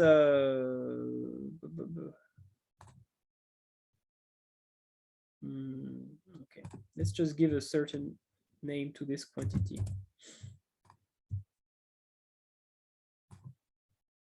Okay, let's just call it L1, for example. Okay, please pay attention because this is really the key. Anytime or as long as I, the business, want to hire less than L1 workers, I simply pay the minimum wage. Okay, you see that if I move from 0 to L1, I always pay the minimum wage. I don't have to increase the wage to hire more workers at first. So in that case, if I always pay the minimum wage to hire one more worker, I do not need to increase the wage, then the marginal cost of labor is simply the minimum wage. Okay, every time I hire one more worker, I simply pay the minimum wage. So from 0 to L1, the marginal factor cost of labor is the same as the supply curve, which means that my initial marginal factor cost of labor from L0, from 0 to L1 disappears. It's not there anymore. So all this disappears until this quantity here, of course, until this quantity, until here. I should have continued here. So initially, this was my marginal factor cost. Okay, it was something like that, but it disappears because, again, I repeat, from 0 to L1, the marginal factor cost of labor is simply the minimum wage. Okay, up, and I stop here. Okay, all right. However, if I want, again, the business, if I want to hire more than L1 workers, then you see that now I need to increase the wage to attract more workers. Now I need to pay more than the minimum wage. And of course, in that case, we are on our original supply curve, which means that we are also on our original marginal factor cost of labor. Okay, so for any level of output larger than L1, let me try to move this. This is my marginal factor cost of labor, the same as before. And again, just to make it look beautiful, we usually connect these two sections. All right, so you see this red combination of lines. This is my new supply of labor when there is minimum wage. And this new orange combination of line, this is my new marginal factor cost of labor when there is a minimum wage at this level. All right. So now same thing, we can say, okay, so how do we maximize profit? I'm just gonna draw that again. Okay. Whoop. How do we maximize profit? Well, the rule is simply MC is equal to MR always. And here MC, okay, that's the orange curve. MR, well, that's still the MRP. And you see in this case that the equilibrium is here. MC is equal to MR. So the quantity is there. It's more than before. You see that initially we had LM. Now we have a higher level of employment. And at the same time, of course, we have a higher wage. Okay, the wage increases from WM to the minimum wage. So clearly, we see something quite interesting. In that case, when we introduce a minimum wage, the level of employment rises and the wage rises. So it's basically all benefits for workers. Of course, for the business, it means they pay more and they pay more to more workers. Okay, but for consumers, for workers, you no longer have this trade-off between high wages versus more unemployment. Okay, so now it should be clear. If I move on to the next PPT, next slide, you see that, for example, if I introduce a minimum wage here, this would be the new shapes of my cost curve, essentially. This would be, so depend on where I put it, of course, but this would be in my example here, because I set it a bit lower, this would be same thing, MC is equal to MR. This would be my new level of employment, and we would have a higher wage, increase in both the equilibrium level of employment and increase in the wage rate. So you see that unlike my example, now the equilibrium is on the vertical section. It doesn't matter. Okay, it really doesn't matter. If I had set my wage level lower, I would have found the same thing. Okay, it doesn't really matter. What matters is for you to be able to draw the new cost curves. Okay, and we'll do one last case together. All right, so you see, when the wage is anywhere between WM and W hat, then you have a higher wage and higher level of employment. Okay, final case. Let's do this one. So now the wage, the minimum wage, is above the W hat. Okay, so let's see what happens. So W hat is here, okay? So the wage is now above W hat. So let's not put it too high, otherwise it's gonna be hard to represent. I'm just gonna put it here. I hope it's gonna be enough, otherwise it's gonna be really, really messy to represent it. Okay, maybe it doesn't matter. Let's just put it a bit higher, because otherwise we will not see much. Okay, so this is my new minimum wage. And what I'm going to show you now is that in that case, so of course the wage rises definitely, but the level of employment will fall in this case. Okay, so let's do exactly the same thing as before. Let's focus on the supply curve, and let's represent the new supply curve. So of course, at any wage below the minimum wage, the supply of labor is now zero. Okay, nobody supplies the workforce below the minimum wage. Okay, which means that again, I can erase the initial supply curve for any wage below. No, erasers don't work. I can erase the supply curve, the initial supply curve, for any wage below the minimum wage. All right. Of course, above the minimum wage, the supply curve is now my original supply curve. Essentially, the minimum wage is no longer a constraint. Okay, so I could continue like this. Okay. And again, remember, just to make it look more beautiful, we connect those two areas. All right, so this is my new supply curve, or the supply curve facing that firm, that monopsonist, when there is a minimum wage over here. Now, let's do the same thing, and let's try to analyze what happens to the marginal factor cost of labor. Okay, so same thing. Let's call this level of labor, for example, L2. Okay, boom. And of course, again, if I, the business, wants to hire, less than L2 workers, so from 0 to L2 workers, every time I hire one more worker, I simply have to pay one more minimum wage. So every time my total cost will simply increase by one more minimum wage. So the marginal factor cost of labor is simply equal to the minimum wage for any level of employment from 0 to L2. Okay, so it would be there.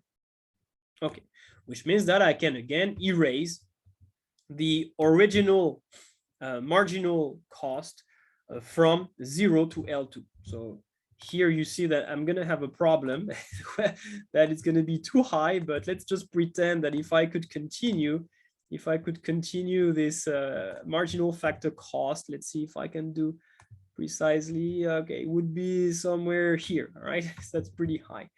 Doesn't really matter. What matters is that I can essentially erase it all, right? From 0 to L2, the marginal factor cost is simply equal to the minimum wage. So I can erase it all. it's no longer relevant. And even this part no longer relevant. It's only equal. And it would start, sorry, we don't see very clearly, but it would start, I would get back. Yeah, you see, I keep this small section. It would become increasing again after L2. Okay, so if I really try to go as high as I can, okay, it would become increasing. All right, I have reached the top of my screen. And of course, again, as I said, we can connect those two sections. All right. So this orange combination of lines represents my new factor cost of labor when there is a minimum wage. Okay, delete the label, but that's it. All right, and now let's reach the conclusion, and let's just say, all right, so now what's going to be the level of employment? So we still have a firm who wants to maximize its profit. The rule is still MC is equal to MR. So MC is equal to MR. Well, marginal factor cost of labor is equal to marginal revenue product. You see that now it's here. And what do we see now? We see that the level of employment decreases, and you could take any wage above W hat, and you would find that, yes, all right, it's the good news is that the wage rises, and actually it rises a lot. You see from WM to the minimum wage, but this is at the expense of a lower level of employment from LM to this quantity here. Okay, so it's a bit technical, but honestly, if your students are able to graph this right and to explain this right in an essay, well, I don't know, if I was an examiner, I think I would be pretty impressed by that. Okay, so that's the final case. Okay, final case, and you see that yes, here the level of employment decreases. All right, it's probably, in my opinion, this is the most difficult diagram, or at least not really to graph, but to understand in the entire A2 syllabus. Again, not to graph, but to understand, the most challenging one. Okay, so here, yes, there is a very large increase in the wage rate, but this is at the expense of a decrease in the level of employment. Okay, so as a conclusion of this section, then we can focus on the two last sections on the trade unions, should be quick, and wage differentials, advantages and limitations of a minimum wage. So of course, advantages, well, the main reason behind minimum wages, it ensures that all workers are able to afford a minimum standard of living, of course. It increases the incentives to work, yes, because those who are unemployed, if you increase the minimum wage, for example, it increases the gap between what they receive, for example, unemployment benefits, and the wage that they would receive if they took up a job. So that can reduce the poverty trap. It decreases income inequalities, of course. If you push up the wages or the income of the low income earners, that's going to reduce inequalities. That's going to reduce the Gini coefficient. And we know that there are a lot of benefits that you can achieve or you can enjoy if you reduce inequalities. And this is one way to increase workers' motivation. If you pay them better, it's likely that you will boost their productivity, that they will be happy in your company, so they will not leave. So you can reduce turnover and reduce training costs, for example. Limitations. It may create inefficiencies, yes, especially, for example, in perfect competition. This is going to create a surplus in the labor market. The level of employment will be lower than the equilibrium level. And I didn't do it, but we could show, of course, just like any minimum price, that this would lead to a deadweight loss in a perfectly competitive market, yes. There will be some resources wasted. Remember, when there is a surplus of labor, this means that workers who are looking for a job, they need to allocate resources like time, energy to look for a job in the market that is a market in which it's very difficult to find a job, where it's very competitive. This may increase unemployment. So of course, it depends on the market structure in which you operate, because we just saw that in a monopsonistic labor market, it is possible that the level of employment will increase, okay, but in perfect competition, this will create unemployment. The magnitude or the size of the increase in unemployment depends on the PED, which itself depends on factor substitution. There is always the risk of outsourcing, where businesses will just say, all right, now the minimum wage in this country is just too high. I'm going to close this factory and I'm going to produce in a country where labor costs are lower. So, of course, this would lead to a lot of people becoming unemployed. So, and this can lead, of course, to bankruptcies in the sense that higher minimum wages can lead to an increase in production costs. This may reduce the competitiveness of businesses who might lose market shares and eventually go bankrupt and make a lot of people redundant. It may lead to cost push inflation and decrease international competitiveness. All right, of course, this is something that they should understand. Wages are a cost of production. So if you increase wages, this is likely to result in an increase in the overall price level in the economy, and this can, well, harm your exports because your products are now more expensive. This can encourage people to import more instead.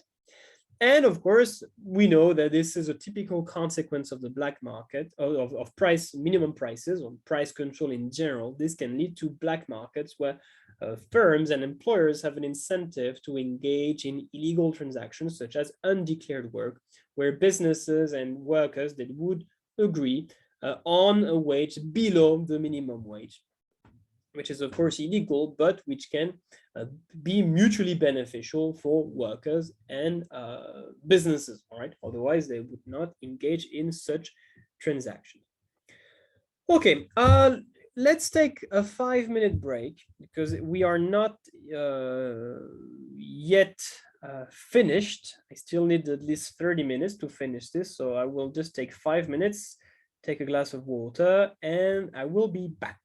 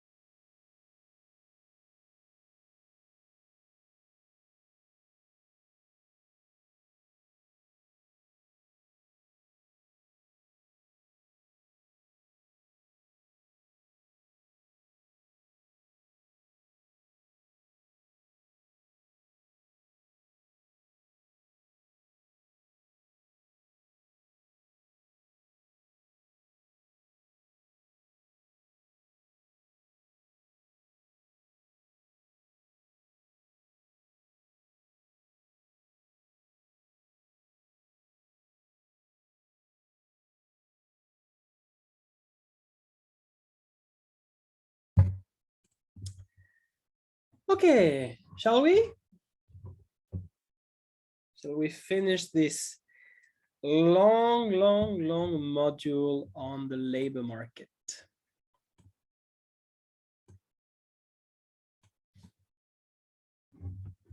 All right. So the rest is rather simple. What we have left, trade unions and wage differentials. So here on that picture, we have a demonstration that takes place in France because we are the world champion at this. So on the sign, it says pour une réforme des retraites juste et, I guess, équitable, which essentially means for a pension reform, for fair and equitable pension reform. And of course, here you have the logos you have below. They are the logos of trade unions. So you have multiple trade unions apart from this one. This one is not a trade union, but the rest, yes, all the rest, the others are trade unions who have essentially joined their forces to demonstrate and oppose a law that the government wanted to pass. All right, so what is a trade union? Of course, I'm gonna move rather quickly on this because it's rather straightforward. It's just an organization of workers that negotiates with employers on behalf of its member. The idea is that union joining their forces makes them more powerful. It increases their bargaining power, of course, compared with the situation where they would individually try to negotiate their conditions. And the objective, yes, usually they try to achieve higher wages or better working conditions for its members. These are usually the two things that they try to achieve. So it could be high wages. It could also be better non-pecuniary advantages, okay, like more holidays, more pensions, better health benefits, all that, of course, could be anything, pecuniary or non-pecuniary advantages. And yes, the idea is that why are they successful? Because they can use the fact that there are many workers who are part of this trade union to combine their forces, increase their bargaining power through a process that we call collective bargaining. You are more convincing if you negotiate with 20,000 workers behind you than if it's just you, of course, or a 4-day week. That works too, absolutely. All right, so what do they do? What can they do to, well, try to convince, to force employers to respond to their demands? They can exercise their bargaining power by taking industrial actions. So it could be a strike where everybody stops working, could be a slowdown where they still produce but at a much lower pace, which will generate losses for the business. Well, basically, anything that is going to disrupt production. Okay, anything that's going to disrupt production. Why is this going to be effective? Because in that case, the company is going to lose a lot of money and they will be more incentivized, or they will be encouraged to negotiate with the trade unions, or with the representatives of the workers, to put an end to this strike, to this disruption, to be able to resume with normal production and to make sure that the profits are not too much damaged by those industrial actions. Of course, one individual employee cannot really do that. If you are just yourself and you are on strike with a sign, the company is going to just fire you, and that's it.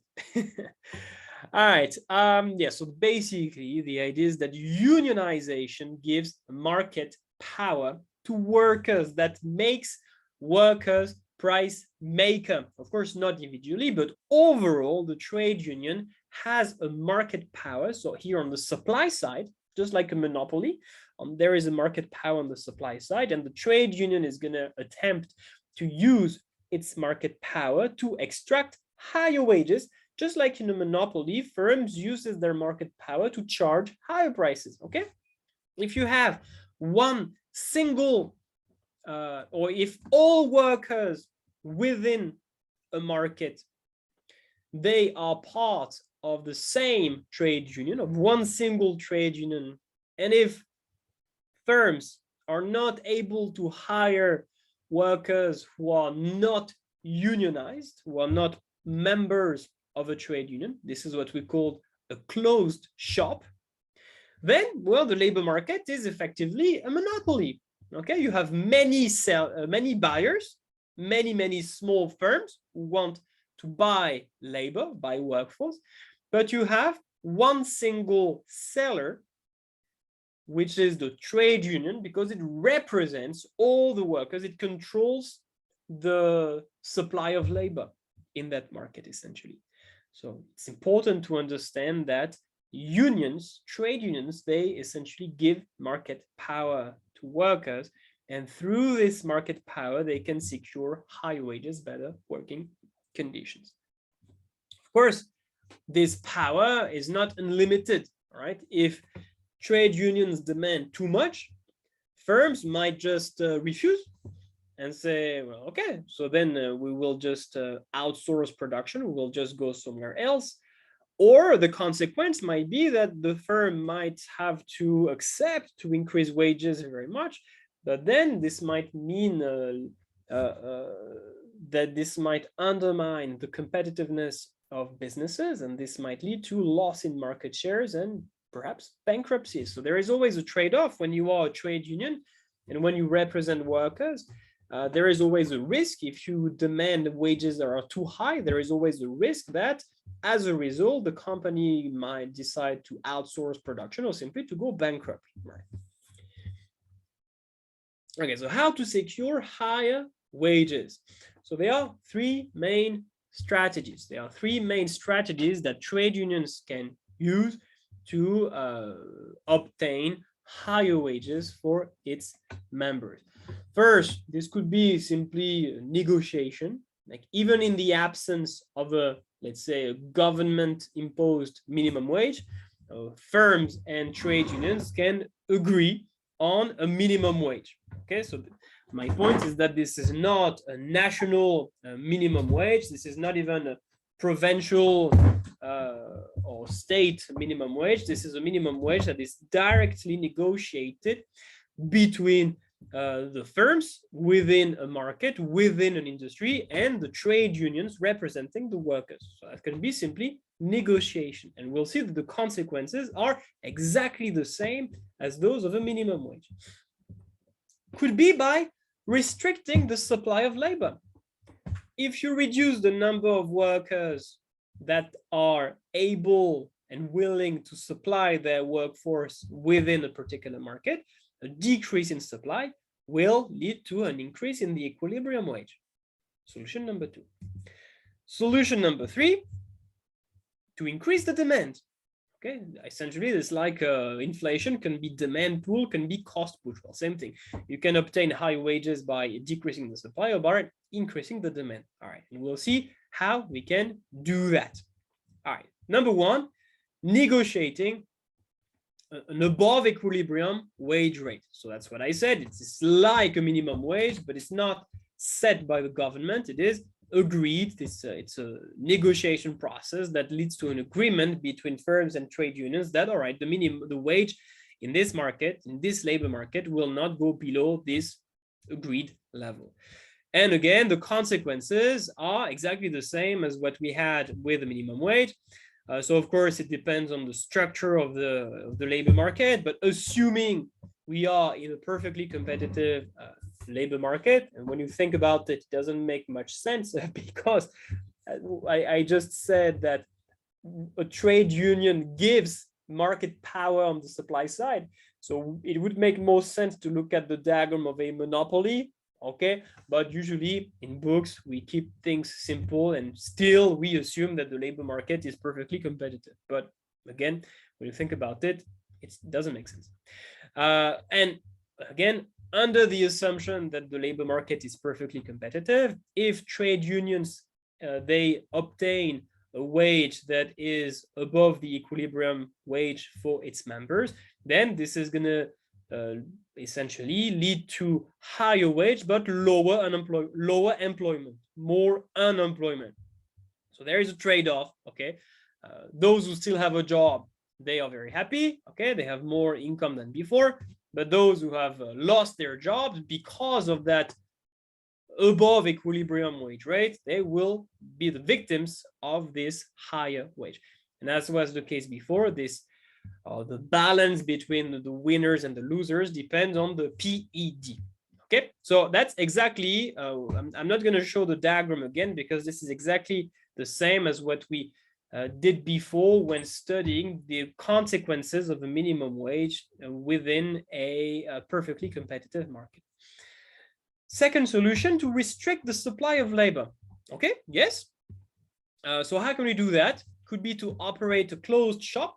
When we only, when firms can only employ workers who are union members.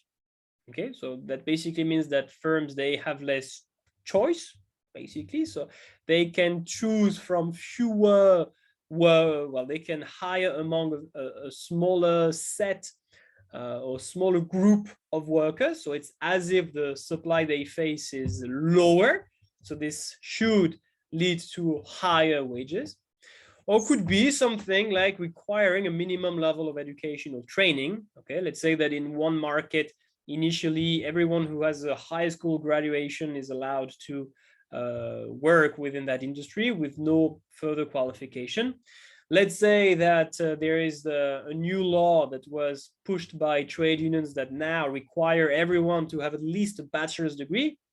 Well, it's likely that there will be much fewer workers with a bachelor's degree than with a high school graduation. So we can expect that the supply of labor will decrease, and this again should lead to an increase in the equilibrium wage. All right, so this is a possibility to increase the wage through a reduction in supply.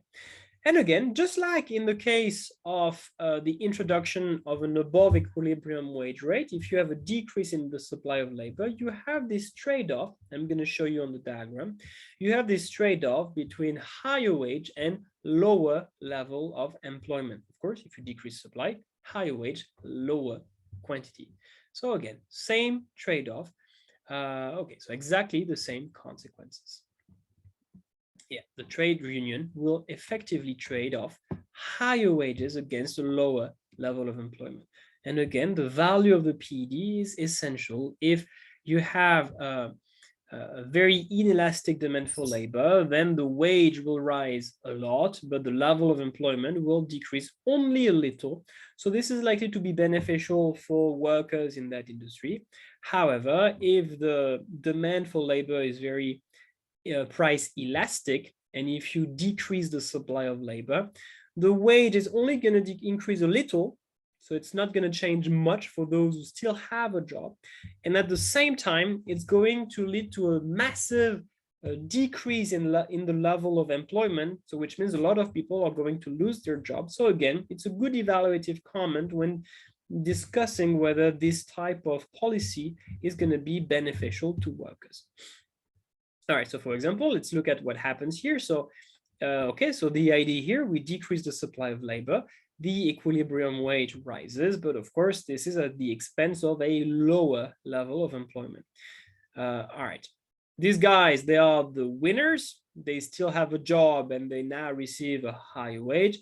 These ones, they are the losers. They initially worked, now they lost their jobs because of this higher wage. Here, this is the case where the demand for labor is very elastic. So you see that the decrease in supply leads to only a very small increase in wage and a massive decrease in the level of employment. So in that case, this policy is likely to be, well, hurting the workers in the industry. But on the other hand, in this case, if the demand for labor is rather price inelastic, it's likely to be beneficial because you see that the decrease in supply, and you see it's the same decrease in supply. Just like before, I just considered the same initial equilibrium and the same decrease in supply, but you see that the consequences are very different. In this case now, you have this decrease in supply leads to a significant increase in the wage rate, but only to a small increase in unemployment or a small decrease in the level of employment. So in that case, this policy is likely to be beneficial to workers. Finally, the last solution would be to increase the demand for labor. Sorry, again, it's demand for labor. So if we increase the demand for labor, First, how can we do that? Well, remember, the demand for labor is the MRP. And the MRP depends on two things. It depends on the productivity of labor. So, of course, one way to boost the demand for labor is just to encourage or to increase their productivity. So trade unions could provide training for their members. If they are more productive, firms will be willing to pay higher prices or higher wages to them. And remember that the MRP is also influenced by or determined by the price of the output. So one way to increase the price of the output could be to advocate for the introduction of price floors, for example, to make the output, what is produced with labor in that market, more expensive. So again, this would allow and encourage firms to offer higher wages to the workers. We could also use some policies that would essentially discourage the use of machines, because there are some industries in which firms can either produce using machines or workers. So one way you can encourage them to use workers is, for example, to impose a special tax on capital equipment, robots. On the other hand, to subsidize the employment of workers, to basically affect the trade-off between capital and labor. And unlike the decrease in supply, an increase in the case of an increase in the demand for labor, you do not have this trade-off between higher wages and lower level of employment. In that case, you have higher wages, and at the same time, you have a higher level of employment. Again, that sounds like a pretty good deal for, at least for workers. It's likely to be something beneficial to workers. All right, so there is no trade-off in this case between higher wages and lower unemployment. But again, in that case, what matters, it's careful, what matters is not the PD, it's the PES. If supply is very elastic, then in this case, if you increase demand, this is going to lead to a large increase in employment, but only to a small increase in wage.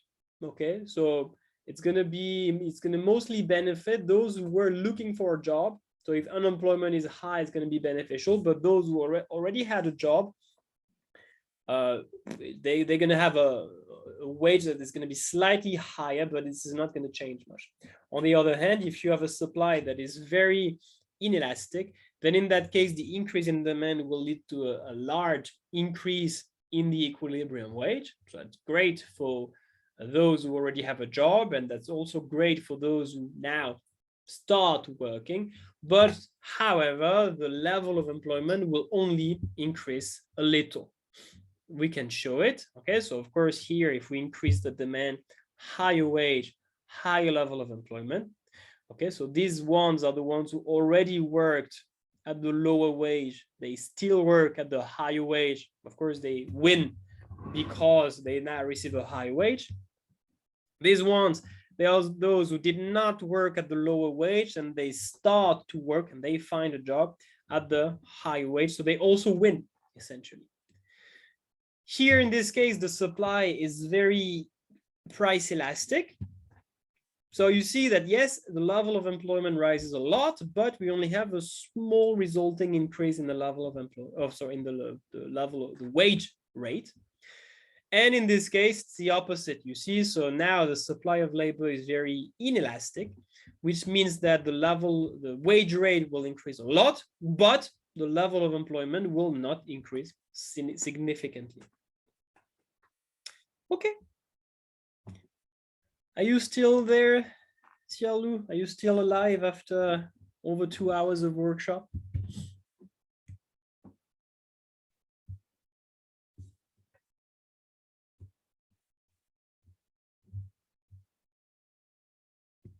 Yes, you are very brave.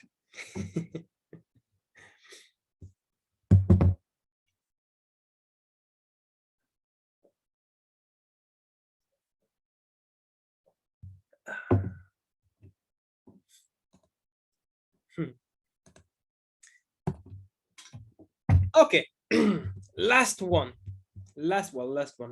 part. last part. I think it's the last part. Yes, it's the last part. Reasons for wage differentials. And there are actually many essay questions about this one. So let's try to do that like in detail. So wage differentials, that's essentially, all right, if you look at, could be within the same labor market, could be between different labor markets, could be between individuals. So that's the first thing we have to do. We have to understand that when we talk about wage differentials, it can be between different things.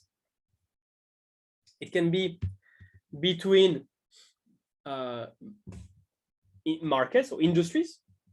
Okay, so the labor market for surgeons and the labor market for street cleaners. Okay, the wage is likely to be different in these markets. Could be between locations. The labor market for economics teachers in China and the labor market for economics teachers in Vietnam. Okay, that's another possible wage differential. Or could be between individuals within the same market, two different economics teachers who make a different wage. But it could be that those individuals are different. Okay, for example, a young, inexperienced teacher and an older, more experienced teacher. And finally, it could be wage differentials in the same market between individuals that are identical, or that are, like, at least in terms of productivity, experience. So you see, that's really the first thing we have to do when we talk about differentials. We need like perspective. What are we talking about? Between markets, between locations, between individuals. It's important to discuss that. So usually what I do is I start by showing this table. So these are the highest paid occupations in the UK. So here clearly we are looking at wage differentials between markets, okay, between different labor markets. So you have the median full-time gross weekly pay in pounds. All right. So, okay, well, you can have a look at it. I'm not going to make too many comments, but I think it's always interesting for them to have an idea of what are the occupations that on average pay the highest income. And these are the lowest paid occupations in the UK. So same thing, this is the average, the median full-time gross weekly pay. So I was quite surprised to learn that florists, they are the ones with the lowest weekly pay. Again, this table, I collected the data 2 years ago. It might be a bit different, but well, I guess it doesn't change much from one year to the other. Okay, right. So, okay. And first thing, there are many factors that can explain wage differentials between individual workers, okay, in the same market, between occupations, between different labor markets, and between geographical areas. So what we have to do is simply to take each type of inequality, each type of differential, and to try to understand how the factors that can explain them. So we're going to talk about, 7 different factors that can explain wage differentials between individuals, occupations, or geographical areas.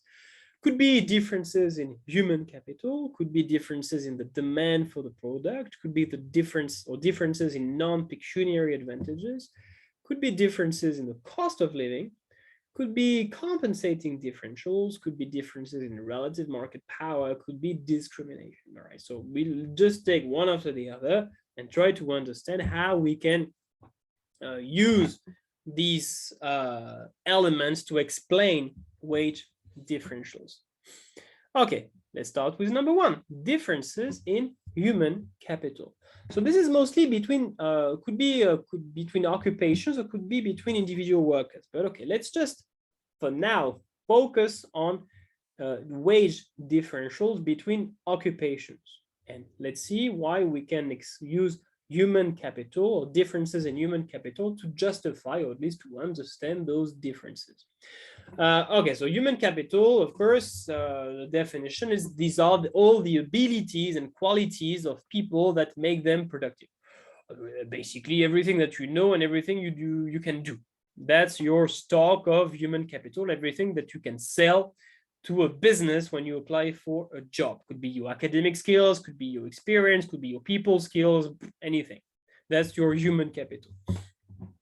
It includes a lot of things, and it depends on many factors. It depends on your innate talents. So things that make you special, could be as an artist, could be as a football player, could be as a programmer, could be as a, or even as a teacher. Okay, or as a surgeon. There are people who have a particular talent for something that essentially make them more productive than the average worker. But of course, it mostly depends on your level of education and training. This is usually how you increase your human capital, and it also depends on your experience on the job. This is also how you can improve your productivity. So the point here is that, of course, the higher the human capital of workers, the more productive they will be. And remember, of course, if they are more productive, this means that their MRP is going to be higher, okay? Because the MRP is directly linked to the marginal product of labor. So of course, if you have more human capital, more MRP, and the MRP is the demand for labor, so the demand for labor will be higher, and therefore that means that the wage will be higher.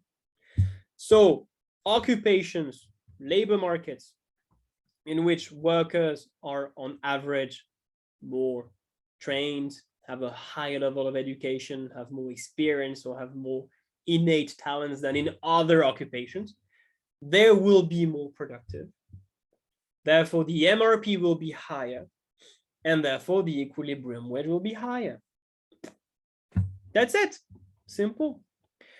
So you see that I use this argument to explain why there might be some wage differentials between occupations, but we can also use this argument to explain why workers within the same labor market can receive different wages.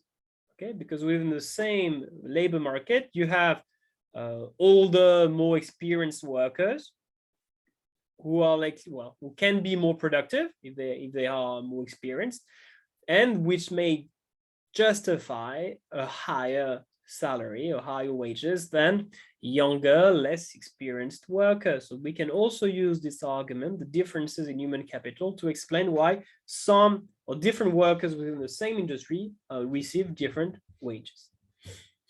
Okay. So yeah, wage differentials within the same occupation can be explained by differences in human capital between I never know how to pronounce this right, heterogeneous or different, okay, different workers, the workers who have different characteristics. That's what I just said. And yeah, so that's what I essentially explained. The more human capital is required for a particular occupation, I don't know, think about a surgeon. That's maybe the most typical example. Think about a university professor.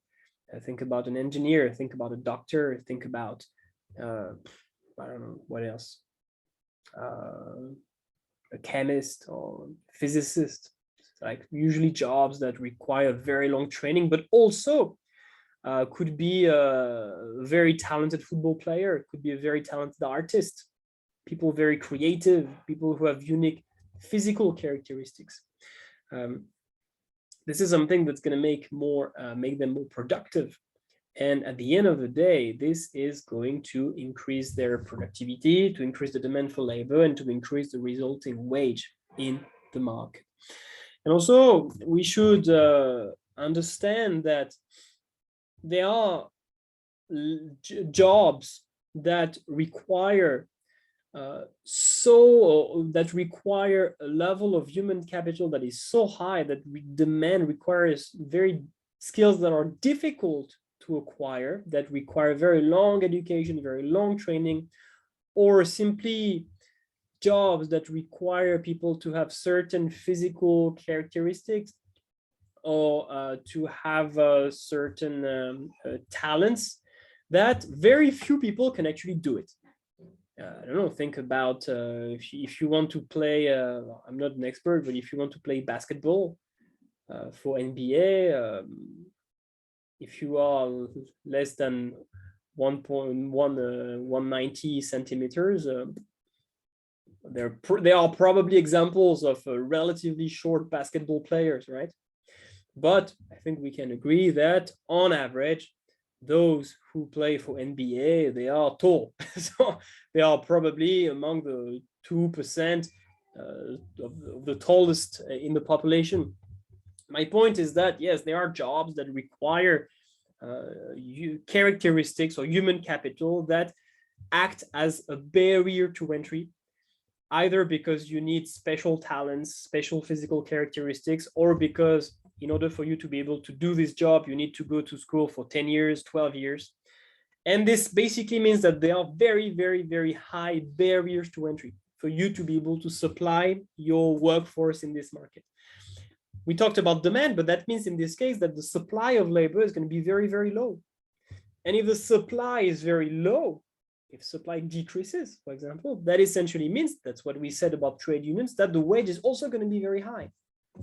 So the point overall is that if for one particular occupation, if the amount of human capital that is required is very high, the supply of labor will be very low, and the demand is going to be very high because of high productivity. So high demand, low supply, very high wage. That's how you can explain why differences in human capital can explain wage differential, but not only focusing on demand, but also talking about the consequences it has on supply.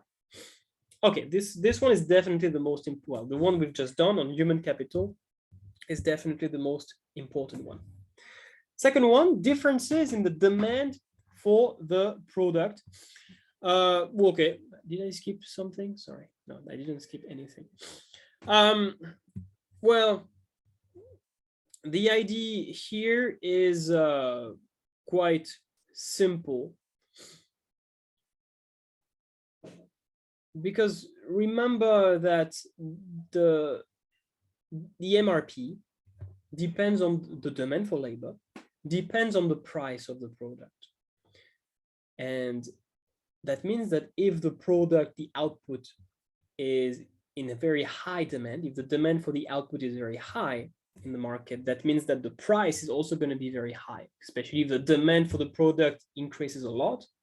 The price of the product is going to be very high, and therefore the MRP is going to be very high, which means that there will be a very large demand for labor. And if there is a very large demand for labor, the wage is going to be very high. That's it. That's it. Simple. That's really a simple thing. On the other hand, if there are product markets for which the demand for the product is relatively low, the price of the product is going to be very low, the MRP is going to be very low, the demand for labor is low, and therefore the wage is also low. Third case, differences in non-pecuniary advantages. So this one is rather easy to understand, and the best example is teachers, and I usually give the example of France. In France, teachers, they receive relatively low wages, especially compared with people who have the same skills. If you want to be a teacher in France, you need a master's degree. And usually when you start working, you make basically 1.4 thousand euros per month. 1.4 thousand euros after a master's degree, not much. Just to compare, if you work for the police, if you're a police officer, so you just need a high school graduation for that. You start at above €2,000. Okay, so master's degree, teacher, 1.4 thousand euros. Police officer, graduation, high school graduation level, over 2,000 euros. But here, clearly, well, there is one reason, there are several reasons, but one reason you can explain this wage differential, because clearly it's not about human capital. Teachers can argue, definitely have more human capitals, this more training, more a higher level of education as well. But the idea here is that teachers, or when you are a teacher in France, you have very good non-pecuniary advantages.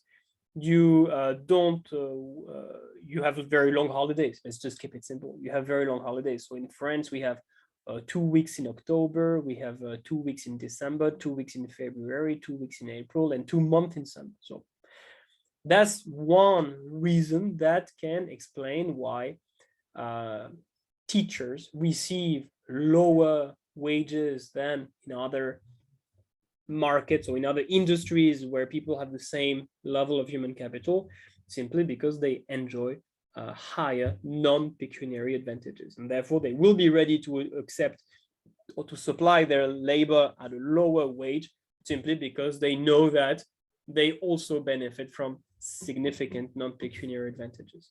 All right, that's the idea. That's how you can illustrate why differences in non-pecuniary advantages from one job to the other can explain wage differentials. Differences in the cost of living. So of course, we are mostly talking about wage differentials between geographical areas. And the idea is that, yes, usually if you live in an area where the cost of living is very high, wages tend to be high too. Otherwise, it would be very difficult for businesses to attract workers. Okay, if I can imagine if I can choose to work in Shanghai or in Chengdu, and the wage is that I receive is exactly the same. Well, if I want to have the more purchasing power, I should definitely get the job in Chengdu, where the cost of living is much lower than in Shanghai. I can even take a more extreme example.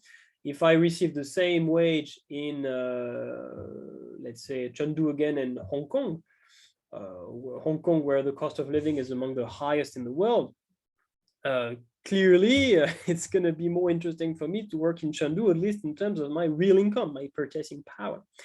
So in practice, and this is what was illustrated by the map where I showed the minimum wage, areas where the cost of living is higher usually pay higher wages to their workers, simply to compensate for differences in the cost of living. So yeah, workers employed in areas where the cost of living is higher usually receive a higher wages. Okay, that's about it. Of course, this is assuming there is enough geographical mobility. This is assuming that workers have the choice, that they can actually move from one area to the other. Okay, that's very straightforward. And here you have the equivalent map for the US, where you have the minimum wage per hour. So this was in January 2020 in the US, and you see, of course, that on basically the west coast of the United States, where the cost of living, yes, in Washington, in California, for example, is much higher. The minimum wage is also higher to compensate for this higher cost of living. Same thing in New York, of course. This is in the European Union.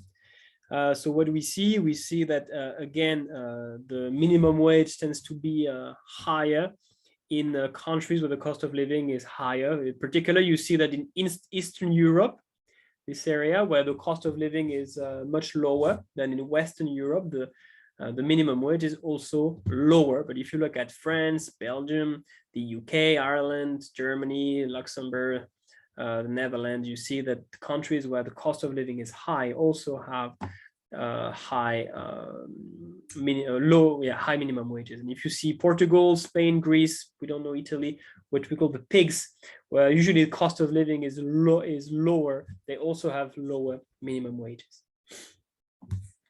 Next is compensating differentials. The idea here is very simple. Sometimes there are jobs that are very unpleasant or dangerous, And therefore, people receive more money because of that, because they do something dangerous, or because they do something very hard or very unpleasant, something that can really hurt their body, their health, and therefore to compensate, they get more money. The example that I usually give is something that I experienced when I was in Canada. I studied in Canada in high school, and many of my friends from high school, as soon as they graduated, they worked for oil companies. I used to live in Alberta, close to Calgary. And in Calgary, in Alberta, they extract a lot of oil. I forgot the name of this oil. It's a special type of oil that you extract from a type of sand oil, maybe, I don't know. And I was amazed by the salaries that they were receiving. Like, they were just high school graduates with no additional education, and they would receive $5,000 per month, Canadian dollars. But still, that's a lot, 5,000 Canadian dollars per month, simply because it was a really, really, really tough job. So this was in northern Canada, so super, super cold, something like minus 40 degrees. And they had to stay there for 3 weeks in a row, where they would work 24/7, not 24/7, they would be on duty 24/7, at least for 3 weeks. They could be called at any time. And they would only be back home 1 week every 3 weeks. This is how they worked. And the job was dangerous, of course. So that's one reason for which, and actually the main reason for which, they received so high compensations, even though they had no like educational background, no experience whatsoever. So that's the idea behind compensating differentials. So compensating differentials refer to wage differentials that are the result of differences in the working conditions.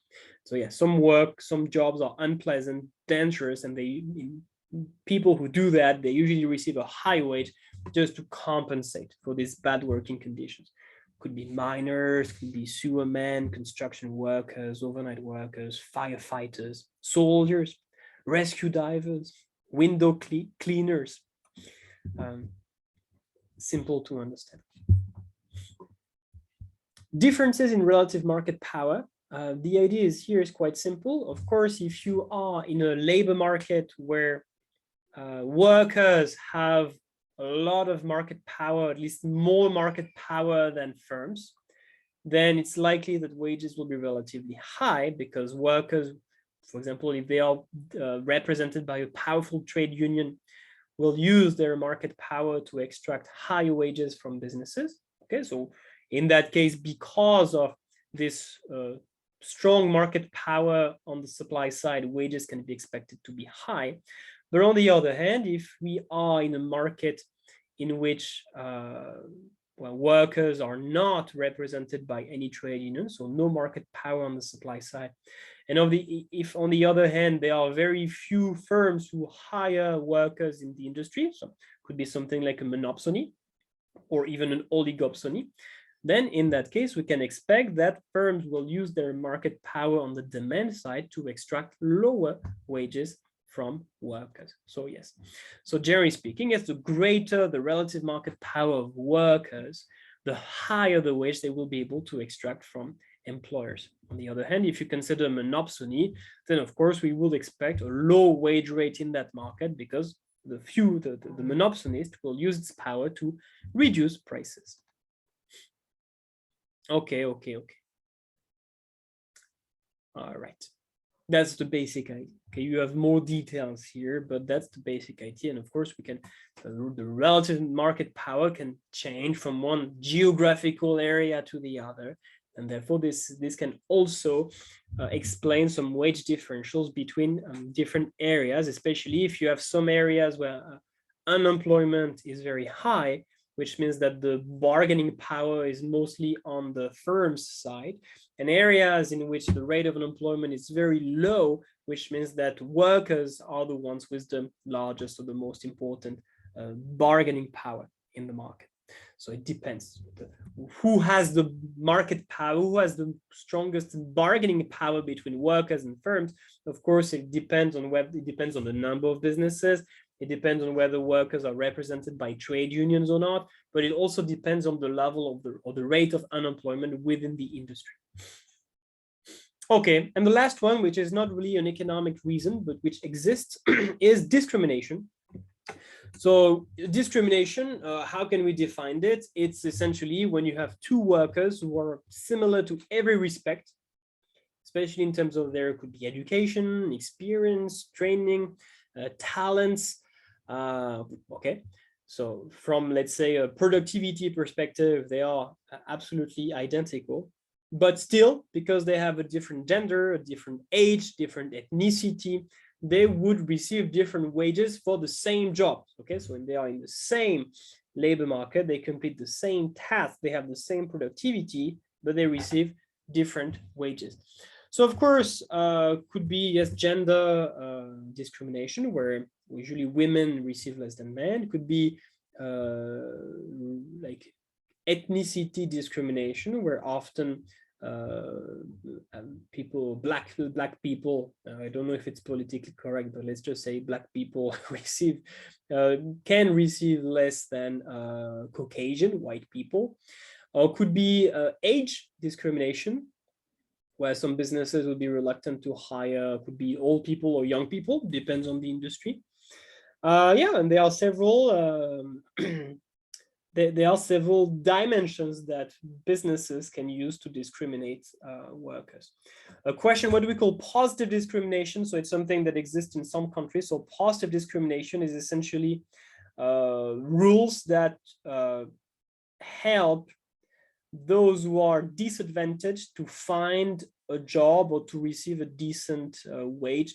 So it could be, for example, in France, there are rules that force businesses that are large enough to hire a minimum percentage of people who have either physical or mental disabilities.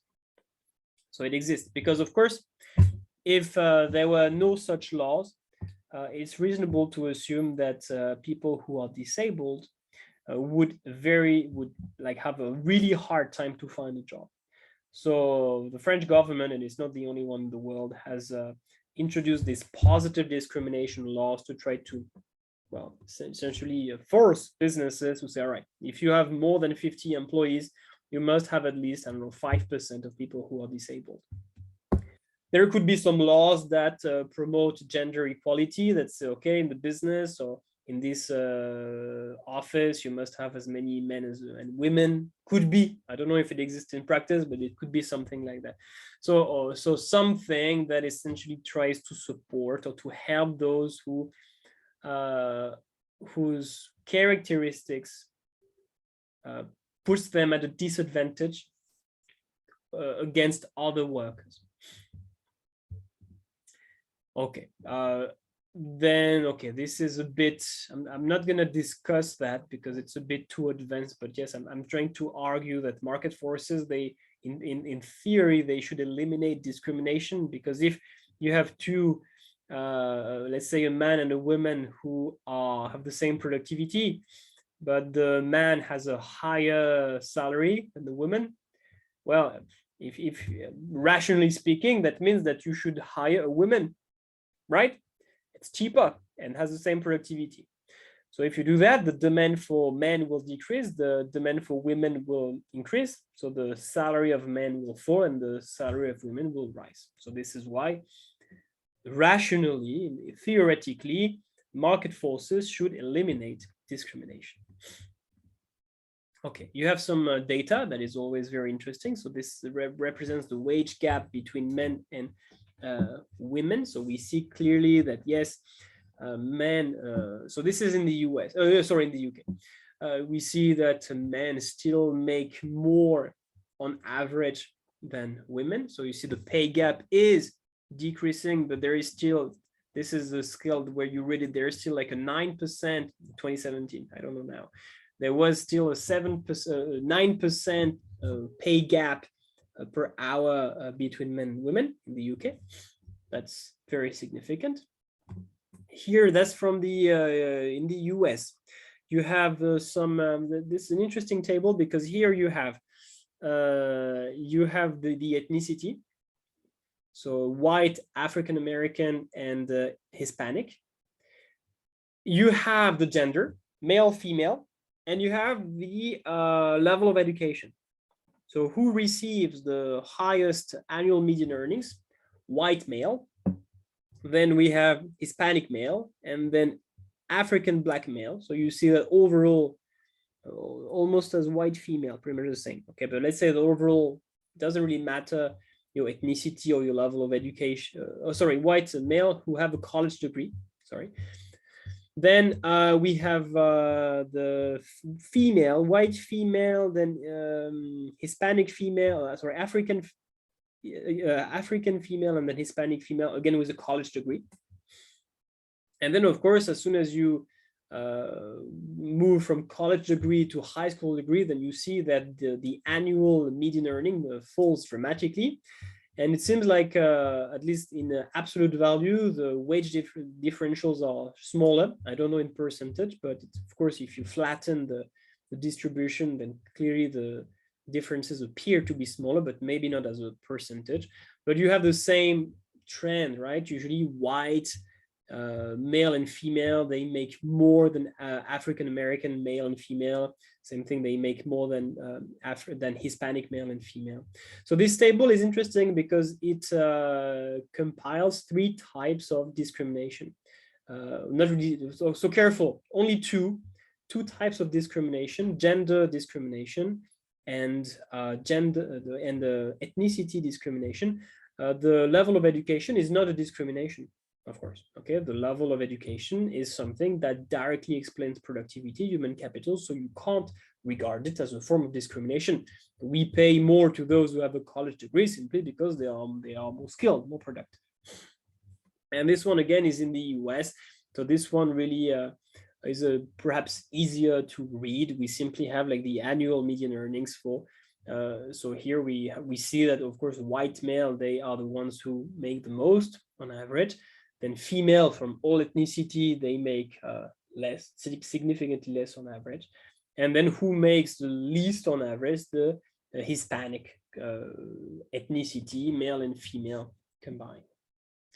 Okay, and oh yeah, I'm done. Cool.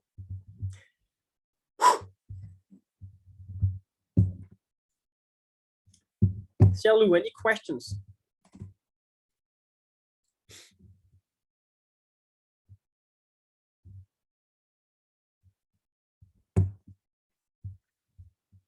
Okay, you're welcome.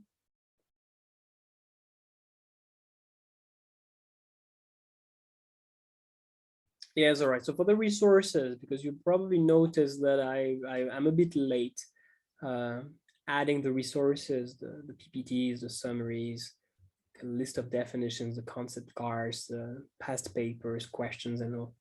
So that's actually why I have not scheduled any additional workshops, because first I want to be able to add everything that is missing, summaries, updated PPTs, and everything. And as soon as the resources are added, then automatically the download button will appear. And then you will be able to download everything at once. So if you do not see a download all button, this means that I still want to add some resources. If you see the download all button, this means that I'm not gonna add anything else. It's ready, but everything else needs improvements. And this is what I'm going to focus on now that I have finished the microeconomics workshops for AS and for A2. Okay.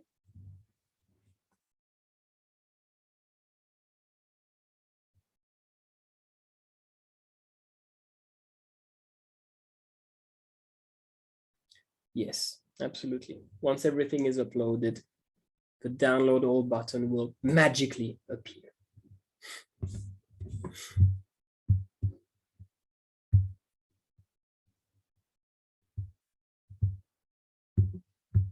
All right.